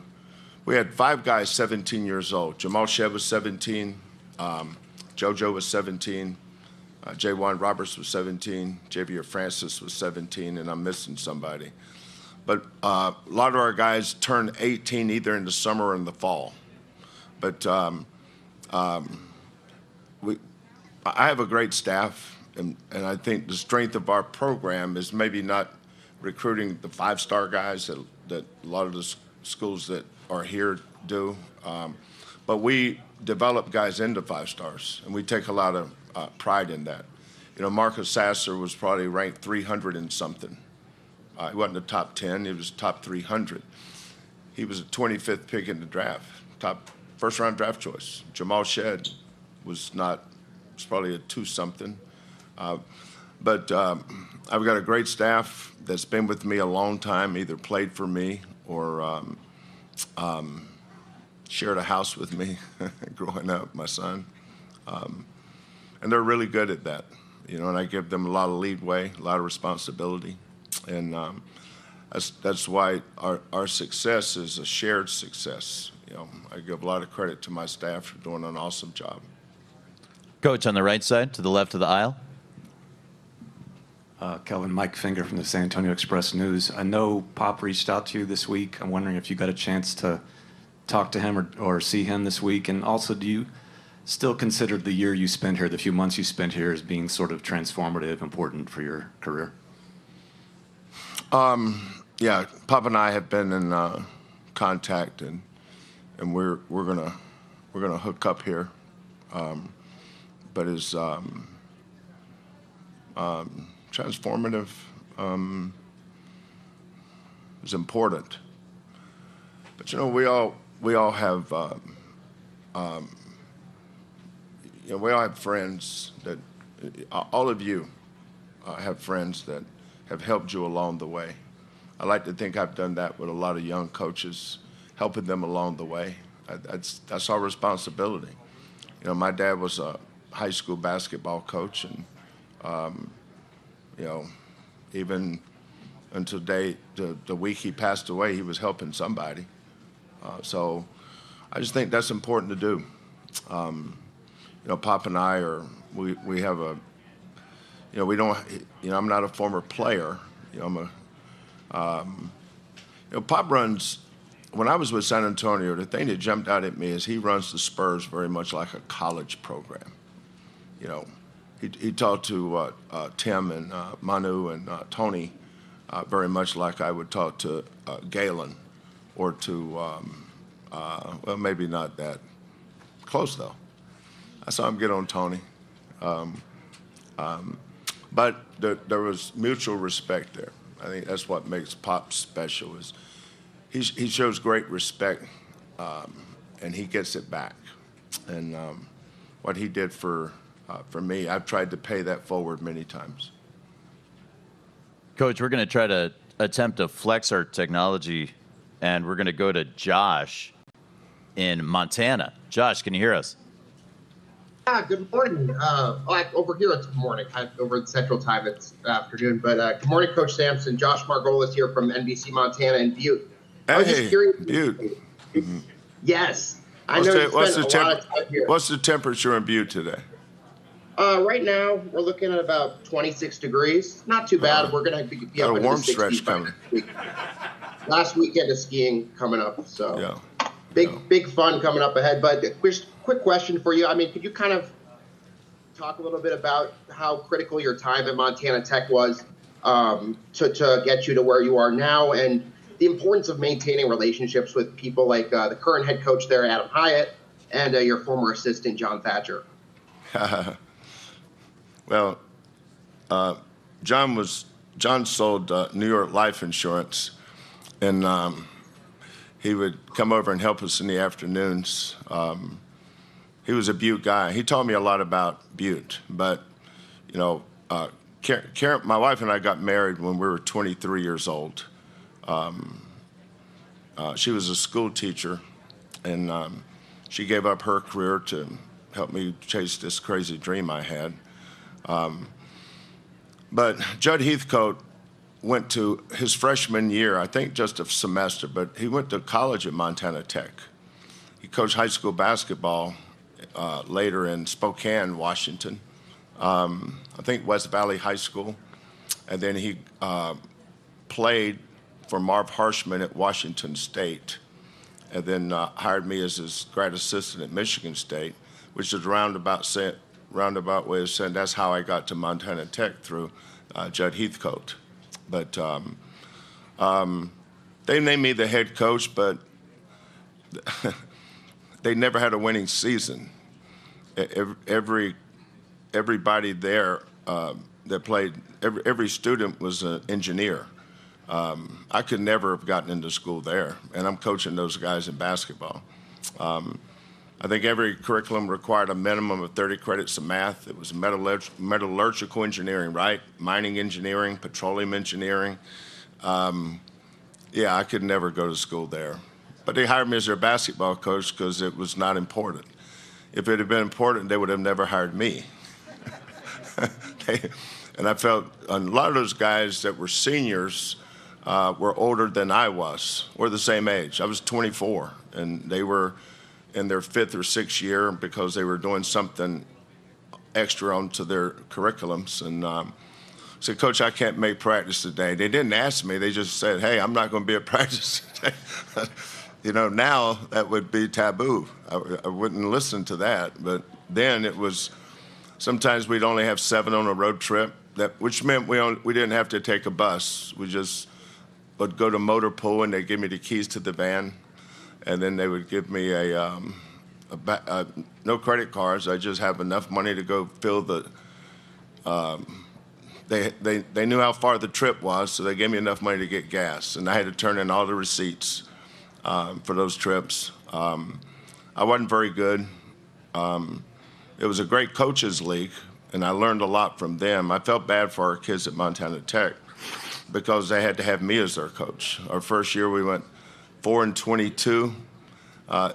Judd Heathcote called me up the day after that Monday. Season ended on Saturday. My phone rang, and this would have been in 1982. Judd calls up and says, hey, Kel, I just want to congratulate you. You're the only coach in captivity that possibly could have taken Montana Tech from obscurity to oblivion. Gotta go, Kel. It's a true story. So that was a question from NBC Montana. We're going to take our next question from Pete Thamel, but as Pete's asking his question, we're going to welcome Juwan Roberts to come in and join us here at the dais. He's going to sit next to Coach Sampson. Also a reminder that the Houston locker room continues to be open until 12:45. Pete. Thanks. Kelvin, it's a good segue to a legacy question. Obviously, these Final Four runs, people tend to think back and ponder. What do you hope your legacy is when you do finish? Kind of what the gentleman asked me about Pop. You can't control what people think. The thing I've noticed about, being in this position is most people that have opinions of you don't know you. So they're basing their opinion on what someone else said, and I would encourage people before you make statements about somebody, get to know the person. Might not be what you think, but I would hope my legacy would be. I tried to help my kids be the best they could be, so that when they got older, they were in a position to help somebody be the best they could be. If that's my legacy, then I think I've had a career worth having. This next portion of our news conference availability is for the full court press program. That's with the black lanyards and the day passes for today. We'll take some questions for Juwan Roberts and for Coach Sampson. If you have one, raise your hand. In the front on the left. Hi, Coach Sampson. One thing that really touched me, Arden Flight's full court press, one thing that really touched me was how you spoke about your relationship with your father, going and calling him after every single game. Mm-hmm. Now, what does it mean to you to have your son next to you through all of this? Well, he doesn't have to get off the bus and find a payphone. He can walk up the aisle and tap me on the shoulder, so it's a little bit easier for him. My dad was when he was coaching, and this is why he was my hero, and I admired him so much, is that high school coaches in North Carolina in the 60s and 70s, 80s, 50s, you only had a 9-month contract. So there was 3 months he had to hustle. He had to go find jobs, and I can tell you what his jobs were. He taught driver's ed. He sold Lincoln Life Insurance. He sold World Book Encyclopedia, which was Google before cell phones. My mother used to make us read that, so we do get on the SAT. And then the fourth thing, he worked at tobacco markets in Lumberton, North Carolina. We were from this little country town called Pembroke. But I learned a lot from him. So, during those days, that was during segregation. You like tobacco markets were different. You had 3 different bathrooms: white, colored, and other. That was it. That's where he worked. He'd take me to work with him, and then all of a sudden, when I got older, I had a job with him. But those 3 months, I probably learned more from him in those 3 months than I did in the other 9 months. Because you got a family, you got to feed your family. That's your job. Coach all you want, but you got to take care of your family. You had a follow-up? Yes. Same microphone. And I would love to know, is fella something that you call your son now? Well, my father called Kellen that too. So hardly ever. When I played for him too. He was inducted into the North Carolina High School Coaches Hall of Fame. I don't remember the year, but I was coaching at Oklahoma, and I remember flying in for it. And I realized that the same year that he was being inducted, David Thompson's high school coach in Shelby, North Carolina, and Dominique Wilkins' high school coach in Little Washington, North Carolina, and John Willie Sampson from little old Pembroke. And I said, the coach from Shelby Crest, best player was David Thompson. The coach from Little Washington, best player was Dominique Wilkins. And one of his best players was me. That probably tells you why he got in the Hall of Fame. If he could win games with me, he must have been a Hall of Fame coach. But he never called me fella during games or practices. But as soon as he'd flip over, he never called me Kelvin. He always called me fella. Up front on the right. Question for Jawan. Hi, guys. Ryan Hopper, Full Court Press. For either one of y'all, how do you guys draw on your experience when that is one of the advantages y'all have over a young team in Duke? Jawan, you've been in the program for 5 years now. 6. Oh, 6, excuse me. When I first got here at 17, I had a lot of guys, that I could learn from. Dejan, Bryson, Justin, Fabian. Those guys, they took me under the wing, as vets. And I didn't know what I was getting myself into, when I first got to University of Houston. I didn't know what the culture was. I didn't know the in and outs of it. And I think those guys, helped me along the way, especially when I redshirted. I took a lot of notes from those guys, learned as much as I can. And as years went by, I kind of understood the system, and I just surrendered. And, being with Coach for 6 years, I kind of understood what he was doing. At first I didn't know. I didn't know why he was screaming at me so much. I didn't know why he ran me so much. I didn't know what it was until I see that he only wants the best for me. He always wants me to go out and play to the best of my ability and help as much of those guys, that I can. So having guys like LJ coming over from Baylor, he won a national championship. He knows how to win. Playing with Marcus, playing with Jamal, playing with Quentin, all those guys are great players that helped me, along the way. And me being in my 6th year, I have a different role on this team now that, Mercy, Said, Chase, those younger guys look at this program as a winning program and see me as being here the longest. And I learned so much from Coach Sampson and how to be a practice player every day, how to be a leader every day. And, I would probably text Coach probably once every 2 months, and I appreciate him for giving me the opportunity to play at University of Houston. And I appreciate him for, taking the time out to coach me and make me the man I am today. And I can honestly say I look at him as, my second father.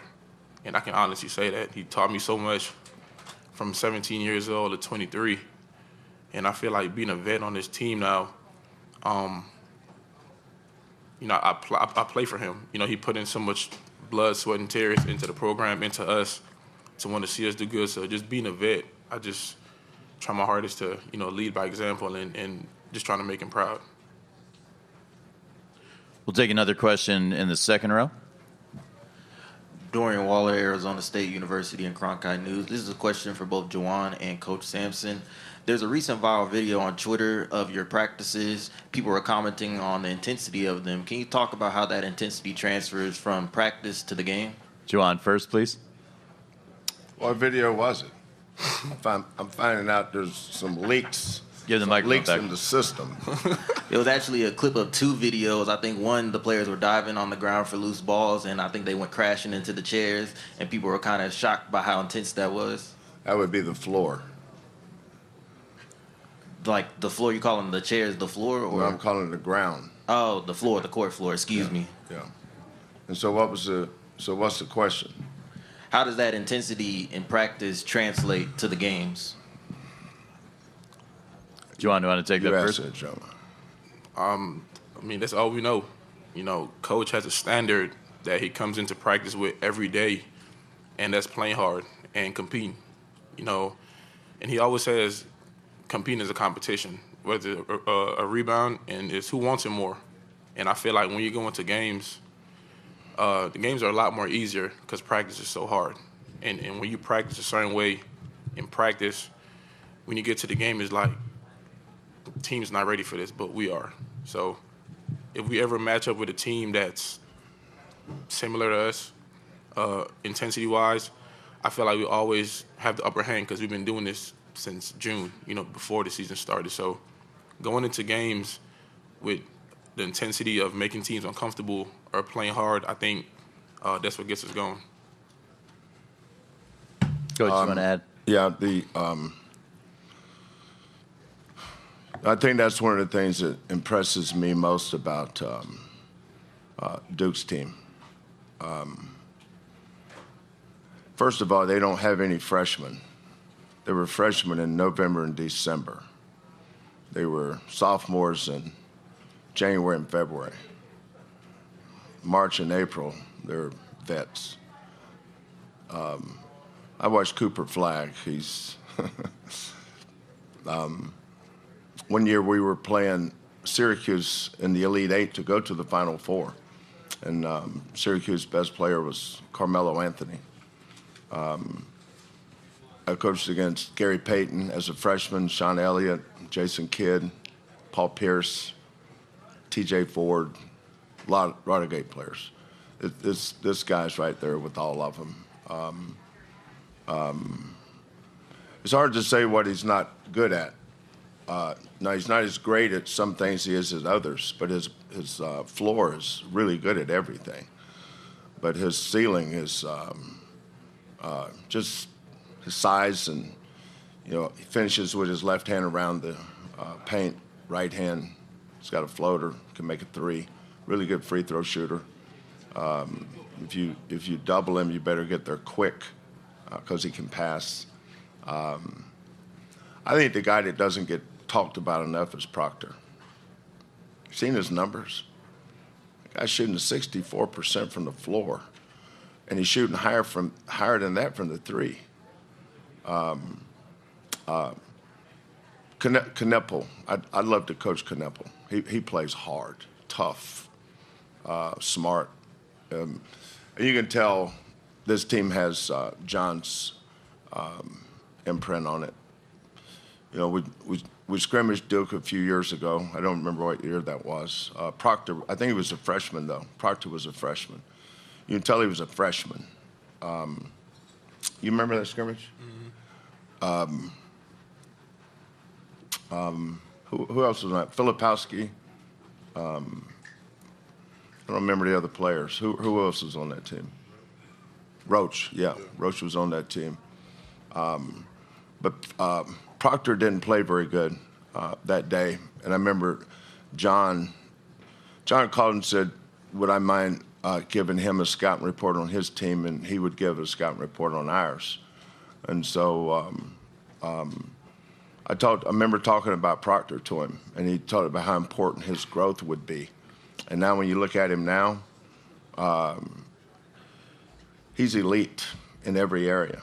But the area that he's improved the most in is his toughness. Proctor's tough. Kneppel's tough. Flagg is tough. Zion James, we played against Zion James 2 years at Tulane. He was probably the fourth best player on his team at Tulane. That's true. But that speaks to John Shire's ability to put his team together. He chose Zion James. Zion James' intelligence, his basketball IQ, his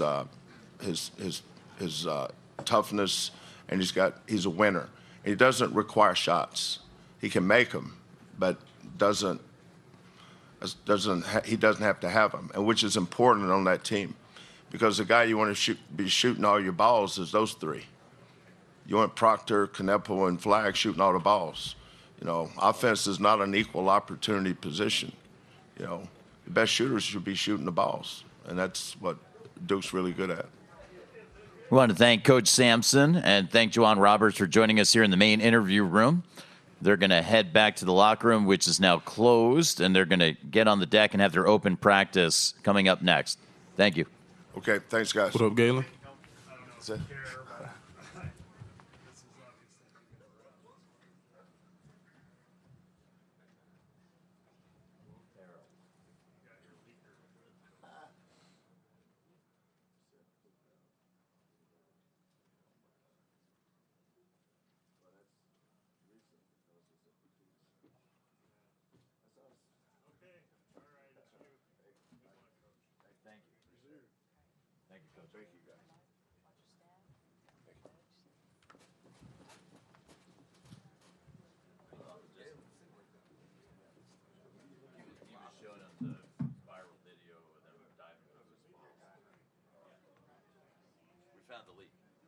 We don't need to call any agent.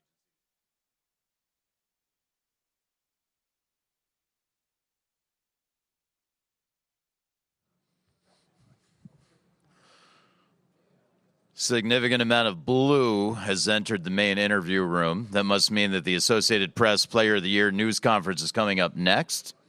Welcome Barry Bedlin back up from the Associated Press in just a moment. He'll be joined by the Associated Press Player of the Year for 2024-25. Any guesses?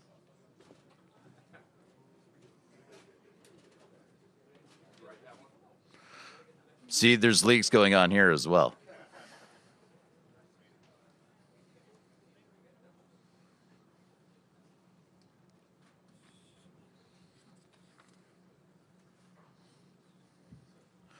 Right now it's 12:49 at 1 p.m. The Duke locker room will open for student-athlete availability. Duke starters will be in the student-athlete breakout areas. 1:15, head coach John Shire joins us down here in the main interview room.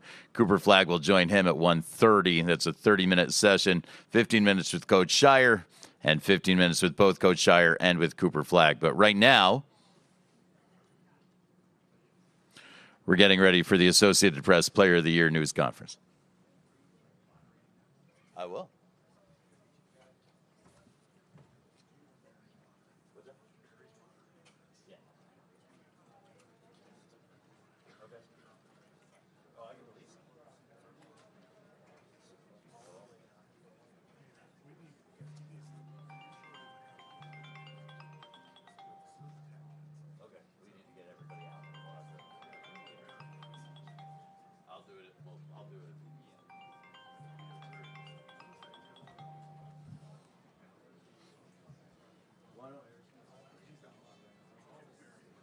Why don't we get started, then I'll get them out. Okay. Let's roll, baby. Oh, there's Barry. Come on up.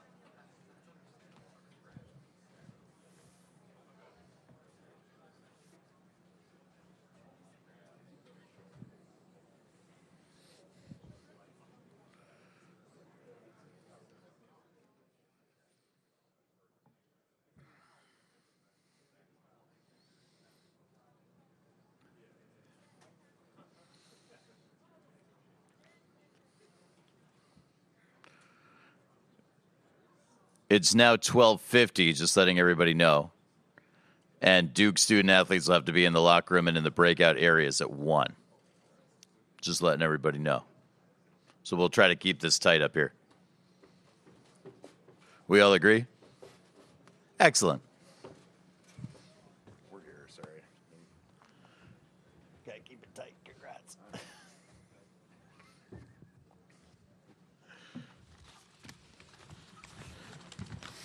Barry Bedlin from the Associated Press. Matt Norlander is going to represent the USPWA. Barry.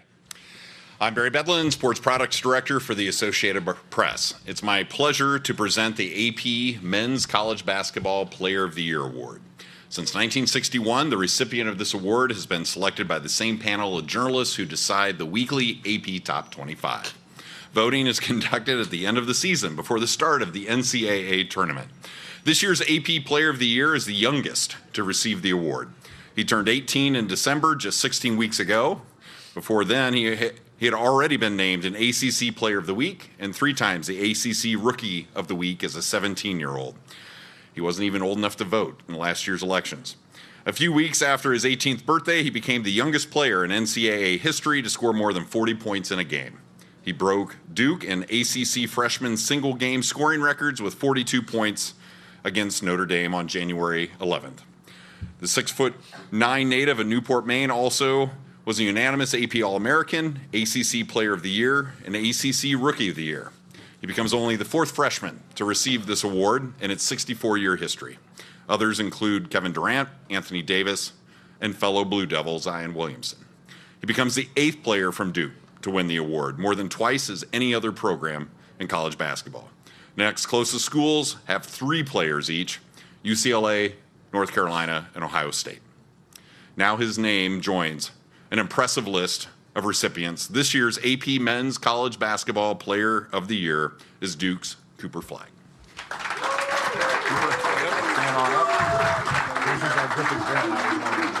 Feel free to roll video during this press conference and take some photos right now. All right. We have a very tight 5-minute window. Raise your hand if you have questions. We're going to send the microphone stewards I'd like in your to let direction. Cooper say anything if he wants. Is that you have any comments real quick? He'll be quick, I promise. Go ahead.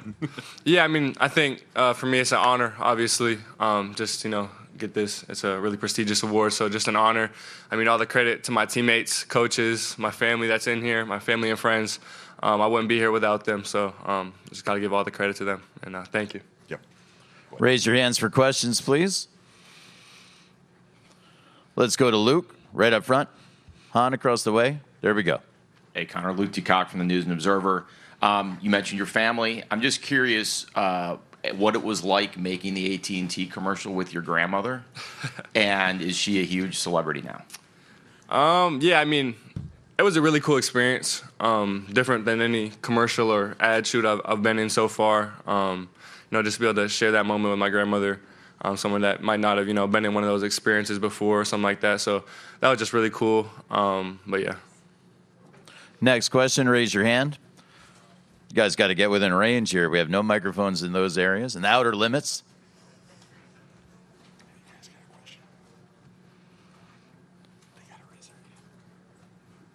We do have a microphone stored over there on the left. Kristen Peak, Hoops HQ, right here, Coop. A year ago, you were playing in the McDonald's All-American game. Now you're in the Final Four, AP Player of the Year. I saw your reaction, just hearing you're only the 4th freshman to get this award. But what is this moment like for you? I mean, and all that you've accomplished this year. Yeah, I mean, it's a surreal feeling. I think this whole tournament process so far has been kind of surreal for me. I mean, these are the moments you dream about as a little kid. This is the biggest stage of college basketball. So, I mean, I'm just trying to cherish these moments with my teammates that we have left. I mean, the road ends here. So, I mean, just enjoying the last moments we have together, and this whole process has been a really surreal time. If you have a question for Cooper Flagg, please raise your hand. We have one on the left. Adi Joseph with CBS. Cooper, in Duke's legacy of all those Player of the Years, who's been the most impactful for you as an 18-year-old? Like, where's your memory of Duke basketball and its history, and how is that all tied to, your year here? I mean, I think for me, I would say probably Zion. Like, I watched a lot of that team, being a young kid, just watching how exciting that team was. So I'd say probably Zion and that team. I really watched a lot and enjoyed watching them play. All the way in the back on the left, tall gentleman Yeah, Cooper, Neil Begovic, Duke Men's Basketball. Got a question for you. When you were growing up, did you ever think you'd have such an incredible team and staff behind you when you got to college? No, I mean, could have never imagined, such an incredible group of, people and guys to, share a year with. It's been an incredible year and an incredible group to be around every day. So, no, I couldn't have imagined it. Any follow-ups from the very tall reporter in the back? Yeah. Well said. Run all the way to the right and all the way in the back. Hey, Cooper. Travis Bradley here, Cronkite News at Arizona State. I'm curious. Obviously, you've had so much success this season, both as an individual and as a team. But at such a young age, you've got quite a media presence following you around. What are some of the ways that you can keep yourself focused and just kind of maintain that mentality of basketball first despite all these distractions? I would say the biggest thing is, I don't know how many people enjoy or love doing media. So I think for me, it's, just staying present, staying grounded, enjoying the moments with my teammates, being a kid still, goofing off, having fun, just enjoying the moments, just staying and being a kid in these moments rather than thinking about the media or what's going on outside of the circle and the team that I'm here with. We want to congratulate and thank Cooper Flagg on receiving this Associated Press Player of the Year award right now, and thank Barry. Yep. At this time, you guys can clap. At this time, Duke student athletes, starters are due in the breakout areas. The rest of the student athletes are due in the locker room for the open locker room period. We'll be back here at 1:15 with Coach Shire, and Cooper will join us again 15 minutes after that. Thanks, everybody. I'm sorry?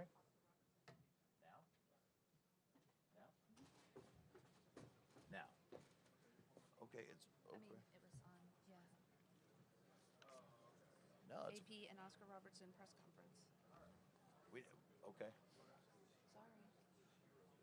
Everybody's gone. They're going to.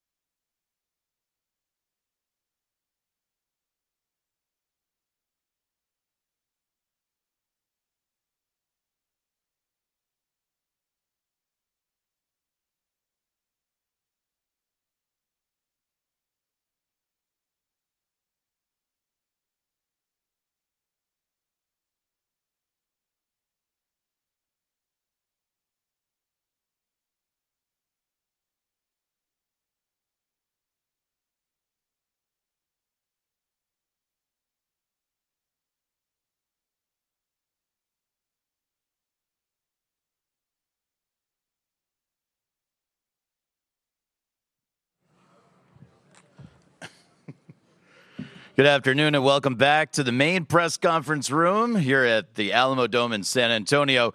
In just a few moments, head coach of the Duke Blue Devils, Jon Scheyer, will join us here in the main interview room. 1:15 to 1:30 will be that news conference.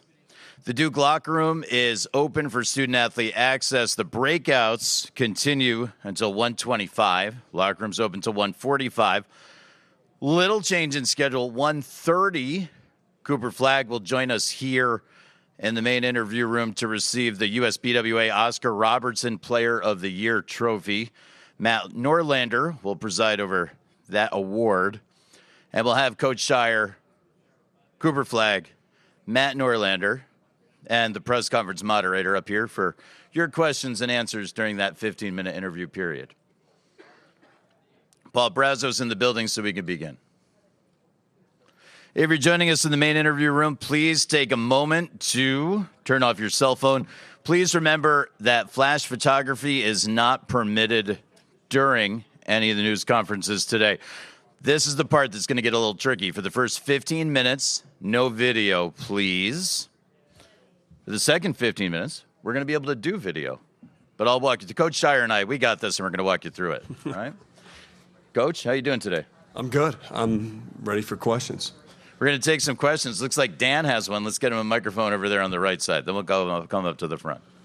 Dan Walken, USA Today. John, the transition year that you had, what was important to you about that year just in getting you ready to take over the head coaching job? And, maybe did people mischaracterize what was going on there, thinking it was, a farewell tour for Coach K? Just kind of take us through how that was all planned out. Yeah, 100%. I think, hey, Flags, can you keep it down her? Kelly? No, I'm not going to mess with her, Matt. A little bit of great success. And in order to do that, especially at that time, I think it's a little bit different now, but especially at that time, you had to have a chance to recruit a team. And so that freshman class for us, to be able to bring in those guys, Derek, Mark, Flip, Tyrese, we wouldn't have Tyrese Proctor if it wasn't for that. And not only would you not have Tyrese, you wouldn't have Tyrese after going through 3 seasons together. And so I thought that was really important. The other thing that was just as important and made it more real for me, and so some of the best conversations I've ever had with Coach is throughout that season, just talking about why he makes certain decisions, what's going on in his mind, real time in game. You're thinking about, all right, he called the timeout. Would I have called the timeout at the same time? Or why is he calling a timeout? Being here at the Final Four, going through the tournament, it just made it more real. And so I think that was a great trial run for me to imagine what plays you would call in certain situations, things you would do.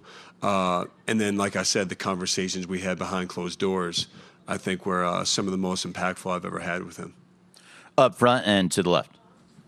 Hey, John, Jeff Eisenberg with Yahoo Sports. Can you take me back to after your eye injury, after you're kind of trying to make a comeback there? How frustrating was it not to be the same player that you were before? And when did you kind of realize, okay, it's time to stop and time to consider coaching? I was determined to make it to the NBA still, and I felt I was the same player. But I think part of what made me the player that I was is I had a special belief and a special edge. And the eye injury, I could never regain that same confidence to that level. And I'm proud of all the attempts I made playing for the Los Angeles Clippers 2 months after it happened, training camp, going to the G League with the Houston Rockets, played a year in Israel. And then when I was playing in Spain, my dream was always to coach us someday. I thought it would be more, starting at 35 after a 10-plus NBA career. Just so happened it was at 25. As I was going through that season in Spain, I have Chris Collins to thank. He put coaching in my mind at that time earlier. I think he felt he had a good chance of getting the Northwestern job. He had mentioned he wanted me to come with him. And I really started to think about it, and I really had a dream of being a young head coach. And so I was ready to go with Chris. I called Coach K, Coach K called me an idiot for thinking about going anywhere other than Duke. Word for word, don't be an idiot, come back here. And it was the best decision I could have ever made. And Chris and I are still as close to this day as could be as well. But I felt in my heart it was the right thing at that time. Second row, Coach. Hey, Coach. Evan Miyakawa from evanmia.com. You guys are obviously led by a bunch of talented freshmen, but I think people are starting to realize how good the roster construction around those guys has been, especially with some of the guys that you hit on through the portal. I know none of those guys were among the top 10 or 15 most heralded transfers last year. What was your approach to finding those guys who fit exactly what you were trying to build around your freshmen, and how has that worked out for you this year? Well, it was an interesting use for us, starting with analytics of just understanding you're not just looking at a player just one versus one. We felt we had a great core to our team, specifically, a special guy in Cooper. And so for us, it was about plugging different guys into what would be the best fit with potential lineups that we could have, and then understanding there's going to be some fluidity in that. Once you get a team on campus, different guys are more ready, and things always change and evolve. But we really prioritize shooting. We prioritize defense and the versatility with the defense. And so Mason Gillis for us, 6th most efficient offensive player in the country the year before. Mason was a no-brainer for us. Malik was a no-brainer. And then really we were patient, with the last spot. And we knew we needed one more guard. And we looked at some other guys, all good players. And then Sion came up late, and it took me about 2 seconds to say, all right, like this guy, he's perfect for what we need. And that was really the last piece to going full out for this big, versatile, unselfish team. And it's hard to imagine our team without Sion. So that last get of him going in was huge for us. So it was the numbers behind it, but also just the vision that I had and our staff for surrounding our young guys with strength, with security, and then having great shooting on the floor. Coach, which has led to some great kill shots. All right, so we've had some great kill shots because of that. On the right side, Associated Press. Coach Jim Pitino with the Associated Press. Bruce Pearl talked about this a little bit. 3 Jewish coaches leading teams into one of the highest profile college sports events. Does that carry any personal significance for you? I'm proud of my Jewish background, and Bruce actually recruited me to play for the Maccabiah team when I was in college. Todd was on that same team, so I've had a close relationship with those guys for some time. Really happy for them to see what they're doing, and yeah, of course you're proud. You're proud of a lot of things too. Proud of representing Duke and our team, but I also acknowledge it's a pretty rare thing to have 3 of us in the Final Four. Second row, just to the left of the aisle. Coach Robert O'Connell, Wall Street Journal. You've talked about, ad nauseum about carrying over the success that Kay built here. And you've also mentioned just how much, since you've had the job, the sport has changed in terms of recruiting, team building, all of those things. I guess, is there one element of sustaining the culture that you felt was absolutely integral when you first took this job? And is there one element that you had to build in a way differently than Kay built? Yeah, I think there's 2 main priorities that I had. The first one was just the values of our program, and that's something that I've learned, under my time with Coach K. And again, you kind of evolve where you have a spinoff of a couple personal things you believe in, but our program has been built on communication and trust, and having hard conversations or direct conversations at a moment's notice. You do that. So that's something that I've really prided myself on with our time here. And then the second thing for me, I think I can relate it growing up. When you watch Duke play, Duke has made you feel a certain way. For the most part, I think it's made you feel good. I'm sure other people would say it hasn't made them feel good, but that comes with it. And so I think this group is really embodied. When you watch Duke basketball play, you love how hard they play. You love how together they play. And that's something for me that I've really wanted. Look, winning, of course, but but then also the way it makes you feel. And that's something I think we've regained this season. And, of course, along the way, I've been on my own personal journey as a coach where I read and learn, and coaching guys now is different than, how I was coached. And so there's different tactics, different things we do, but it does boil down to the honest conversations you have, and then, of course, just keeping those values every day in our program. Just in that same area of the room. Coach, right here. 2 years after there were 4 number ones right here in San Antonio, you were on a team that played against a mid-major for a national championship. In the climate that we're in now, is it foreseeable beyond this year, in the next few years, to see a power conference school going against a non-power conference or non-Big East? Yeah, I think we have to be careful, or at least in my opinion, just because we have 4 number ones this year, to assume that that's just going to happen going forward. And, the margin is really thin. Like even the odds, if you go back, the odds of 4 number ones, if you do the whole tournament again, the odds of all 4 of us being here is rare. Just it is. It's hard to get here. And so I think for us, I think anything can be expected. I feel like my 3 years, each time you think something has been established in terms of, all right, now we're not going to change in terms of conference realignment or NIL, it continues to change. So I think there's still going to be opportunity for upsets, going to be opportunities for different seeds. I don't see this being the way it's going to be just all the time going forward. Can it happen again? Of course, sure. But I think it's too difficult to get out of your own region where it's just going to be top seeds all the time. So, again, we'll see. We'll see if I'm right or wrong, but that's just my opinion. Center section, right of the aisle. Lindsay. Hey, John, Lindsay Schnell from The Athletic. So Cooper's mom and other Duke moms have promised to get a tattoo commemorating a national championship if you win.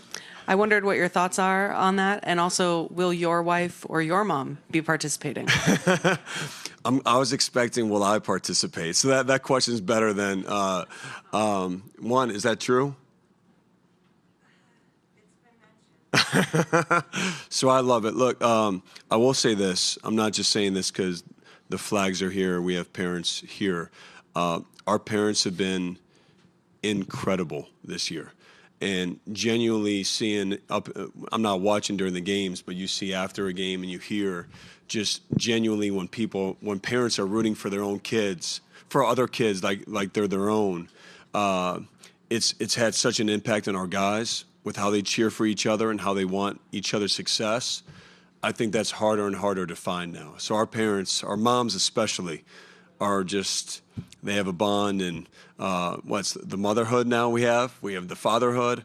My daughter asked me, we need daughterhood shirts. So it's been a cool thing to see our families come together this year. I'm making my wife get a tattoo with them, if that's what's going to happen. So, and I would even consider getting one if we win a national championship. All right. I should have said that because this is going to come back to me now. Just a reminder that transcripts and video are available of this news conference afterwards on the NCAA's website. Ted, check out your phone for me real quick, and we're going to take the next question down over here.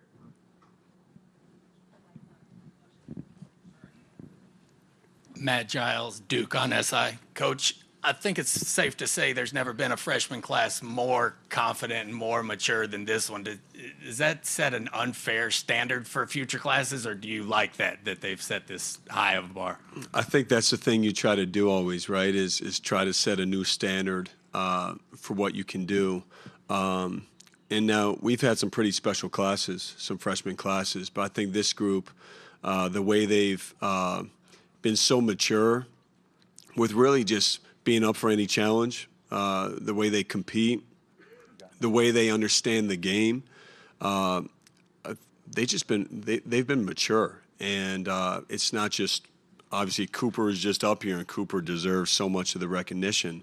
Come on, Con, for Pat and Isaiah to be, their minutes were up and down at times, to be ready to come in at any moment to make an impact on winning is incredible.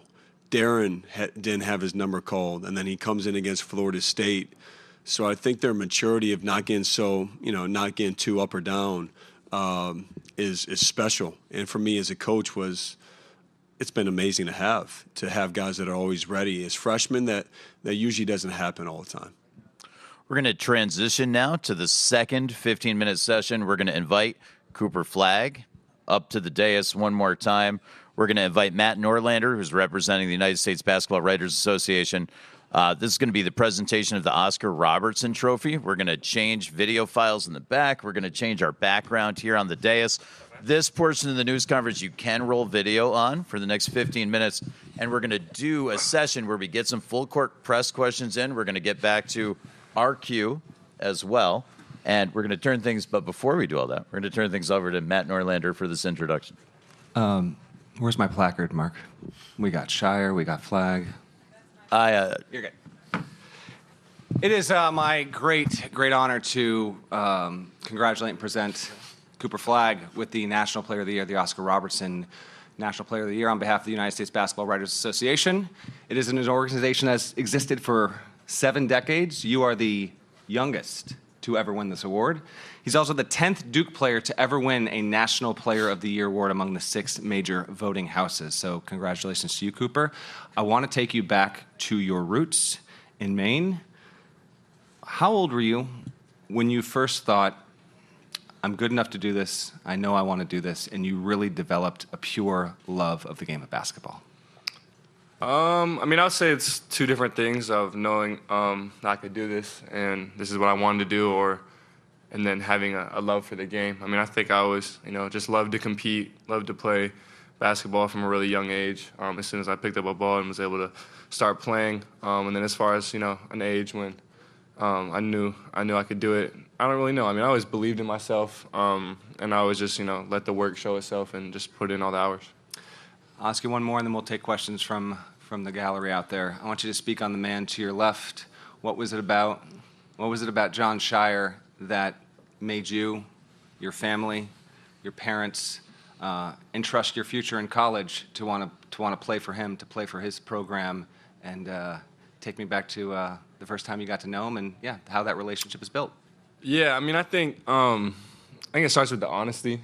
Coach Shire is always really honest with me. We had a lot of honest conversations, I feel like, and that's something that was always important to me. My AU coaches, my parents are always brutally honest with me, and that's something that I was raised on. So just looking for something like that, and then knowing having a coach that was going to push me, be hard on me, not take it easy on me at all, and get the best out of me. So I think that's where that comes from. And then I can't speak for my parents. I feel like my mom was always, more set on Duke, and my dad was kind of devil's advocate. But yeah.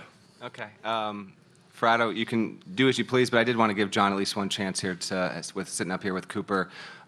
This is your first National Player of the Year as a head coach, and things have gone so there we go. To experience this moment right here, right now, with him next to you, you got a huge game tomorrow night, but just what does it mean to you as a coach to have had the pleasure to get to coach this guy and the whole team leading up to the big game tomorrow night? Well, for me, we'll be ready to go tomorrow night and all that, but I do think just so proud of this guy, and what he's done. I have to remind myself it's a year early. Like, he should be graduating high school now, and so to have the season that he's had, I think the stats speak for itself. I think how hard he plays. I think the highlights. I think all those things speaks for itself. But it's the person he is every day. Like, his energy is contagious for our team.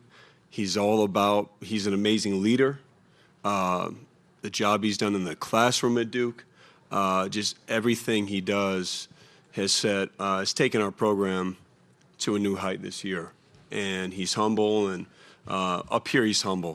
Behind behind the scenes not as much, which I'm good with. That's what I want. But him, his family, they've been a dream come true for me and for us in our program. And obviously we got more work we want to do and to finish this thing off. But couldn't happen to a better guy, and couldn't be more proud of this guy next to me. All right, Questions for Cooper or Coach Flagg? Or Coach Shire.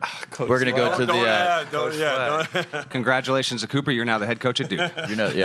Promoted. On the right side, let's get back to our questions. I guess for former head coach now, Shire. Coach, I want to ask you about a former player and current coach, Justin Robinson. Obviously, he's coming home to San Antonio. He's from here. You recruited him when he was 14, and then he left to go be a pro, and you recruited him back to your coaching staff. What is it about his work ethic and what he brings to your team that you wanted on this staff, and why have you kind of invested so much time into him? Well, Justin, to see his journey at Duke first and foremost, 5 years at Duke, we recruited him as a walk-on. He could barely walk and chew gum at the same time when he got to us. By the end, he's starting. That team that year, I thought had a great chance to make a run. He was a starter and doing a great job. And then obviously COVID and all that happened. Played professionally, always kept in touch, and he was as smart as anybody I've ever coached, knowing every scouting report, technique, all of that. And so I always thought he'd be great at this. And so told him, when the time comes, want you back here.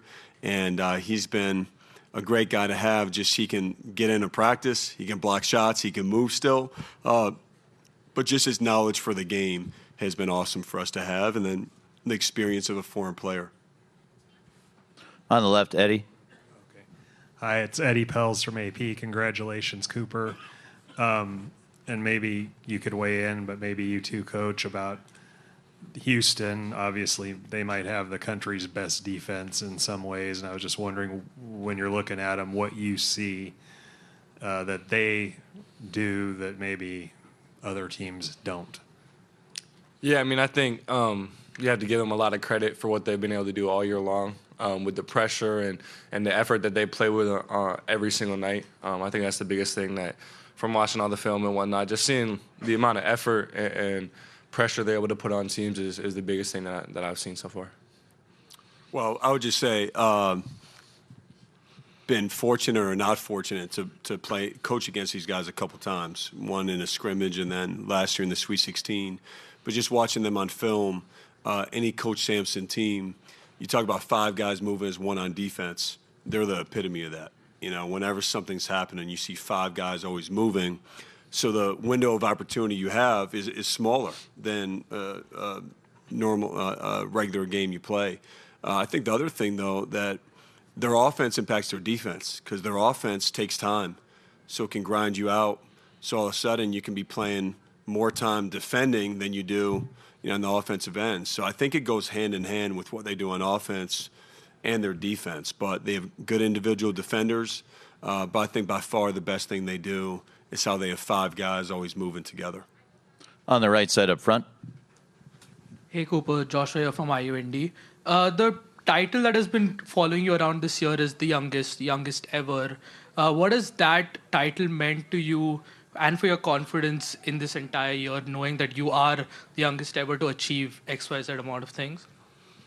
I mean, I think it's pretty cool, but I think it just speaks to the opportunity I've been given, the work that I've put in, and then my teammates, coaches for just putting me in great positions all year long, great situations, and just letting me be me and letting me do what I do. On the right side of the aisle, we'll use the back left microphone for Lindsay. Lindsay Schnell, The Athletic. Cooper, I'm guessing you heard my question to Coach Shire, because I think you were probably back there, about your mom promising to get a tattoo if you guys win the national championship. She told us that you get to design it and decide where it goes, but not on her face. So what I wondered is, where are you going to make her get it, and will you be joining her? Because you don't have any, right? I do not. I mean, that's news to me. I didn't hear that part before this. I thought she was already, decided what she was getting and whatnot. But it's very interesting. I'm gonna have to, carefully consider my options and really make a smart decision here on what I want to do. If I want to torture her or if I want, So yeah, I'm gonna have to think about that one. Okay. We're up front. Hi, Cooper. Ariel Doss, Full Court Press. You've talked a lot about being the youngest player, and you've been asked so many times about being the youngest player and how you've been able to be in so many commercials and balancing all of that. But you mentioned earlier trying to still be a kid. What does that look like for you? I mean, it's hard to describe. I mean, just being a kid, like, hanging out with my teammates, playing the game with them, playing the game with my friends from back home, whatever it is, just doing normal things. I mean, I'm a regular kid. I'm okay at basketball, I guess. So, I mean, it's just, just doing normal things that any teenager, any kid likes to do. Not acting a certain type of way, just, being humble, being who I am, how I was raised by my parents. So, yeah, I think just, being normal and knowing that I'm no different than anybody else. Second row on the right, Dennis. Cooper, Dennis Dodd, CBS Sports. You're the best player in the country, but you're also a commodity. Your coach was asked yesterday what his favorite commercial of yours was. How have you been able to balance those two? How have you been able to balance those two things beyond maybe your parents? Where does that come from? Yeah, I mean, I think that's just kind of what the game and the opportunity that college players in this day and age, the opportunity that they have. So it's just, it's business and then it's basketball. You have to be able to kind of decipher through and figure out and keep basketball the most important thing. Obviously, is the first thing. I think just having a tight circle. My family over here, all these people over here, keep me grounded, keep me focused. They do a great job of, keeping my plate as clean as possible, giving me as much free time so I can rest, recover, focus on basketball, and then the other stuff, the business stuff, we'll figure that out and make sure that we have it all planned out and scheduled so it's not anything too crazy. But I think just having a good tight circle and support system around you. Staying up front. Hi, Cooper. This is Terrell Thompson from Full Court Press. Coming in as a 17-year-old freshman, where would you say your confidence has come from on the court? Because it seems like you're never flustered in the moment. I think it's just the work and hours you put in. So many hours that I've been in the gym by myself with my trainer, Matt, this year. Just, working on the skills, putting in the hours that you just trust that. And then it's just come from game experience, being in the moments and just trusting what you've done to get to where you are. Same area. Hey, Cooper. Brian McQuillan, Full Court Press. Can you just talk a little bit about the team chemistry and like the brotherhood of Duke and how that kind of translated to your success and the awards you've received at such a young age? Yeah, I think it starts with just having an incredible group of guys come in. 15 guys that are all putting the team above themselves no matter what. And then, just having such connectivity off the court. We hang out all the time as a team. We love each other and we love spending time together. So it just towards your younger development, she just shared with CBS that she literally played until she tore her meniscus against you in a one-on-one in the driveway. What kind of dedication is that to your growth? I'll say honestly, I don't know if she was playing one-on-one with me to better my development. I think she just, enjoyed beating me all the time, and that competitive edge is what kind of pushed her to come play against me. But, both my mom and my dad, the countless hours they spent taking me to the gym at night, rebounding, passing me the ball. I had to give my dad a little bit more credit. Mom, she kind of got a little lazy sometimes, but Dad would never say no to taking me to the gym no matter what time it was. Both of them have so much credit of just taking me to the gym. It helped. My mom was a school teacher, so she had the key. So we were able to get into the gym and, shoot around late at night, stuff like that. That was really helpful. But both of them, so helpful for me and just sacrificed so much. Mom, microphone for rebuttal or corroboration. I don't need a mic. I didn't go on purpose a lot of times because we would get into arguments That's a good point. while we were there. That's fair. And his dad's a little more even-tempered. For the benefit of our broadcast media, Dad's a little bit more even-tempered. On the record now. We're going one row back. Cooper, I know you haven't had a chance to see a whole lot of this city, but want to get your impressions of what you have seen, including the workout in the Spurs' new facility, or relatively new facility. Yeah, it's beautiful. It's a beautiful place. I've enjoyed, the weather and everything, just being here. It's a beautiful city. The Spurs facility, obviously, it's very new, very modern. It's a beautiful facility, amazing top of the notch facilities and what they have over there. So it was a great place. Up front on the left. Travis Lee, WMTW TV Portland. Cooper, your family has followed you closely for a long time and your close friends. What do you say about the followers you have that have kind of extended outside of that have really, been everywhere to follow you in the last year plus? How does that make you feel? And how often, someone references, hey, I know someone from Norwich walked who knows you, or your family, or your mom, or your dad, or, a cousin, or whatever it is. Yeah, I mean, it's incredible. It's been an incredible support from all over the country, but in particular the New England region and things like that. I mean, there's two things I can look back to so far that were huge, like the main event last year when we went back up to Maine and were able to sell out the huge gym there, and just the support that we felt. And then even this year, Boston College, there was a huge Maine population of people that made that drive to come up and watch me. So just that support means a lot to me, and it travels really well, and I see it all over the place, and it just it gives me a lot of confidence and a great feeling. To the right of the aisle. Joseph Gonzalez, full court press. Cooper, you talked about playing or practicing in the Spurs practice facility. The Spurs are currently 7th in the draft lottery right now. What would it mean to potentially get drafted by San Antonio, and did you meet any former Spurs? No, we didn't see any of the players there. I don't know what they had going on or anything, but I mean, it would be a blessing for me to get drafted from any team in the NBA. I mean, that's a dream of mine to play in the NBA, so I would feel completely blessed and honored to play for any team. We want to congratulate Cooper Flagg on the USBWA Oscar Robertson Player of the Year trophy, which is forthcoming in the mail, just like Matt's name cards. Correct. And we want to thank Matt for joining us. Thank Coach Shire as well. Duke's going to head out to the practice floor for their open practice next. Thanks, Matt. Thanks.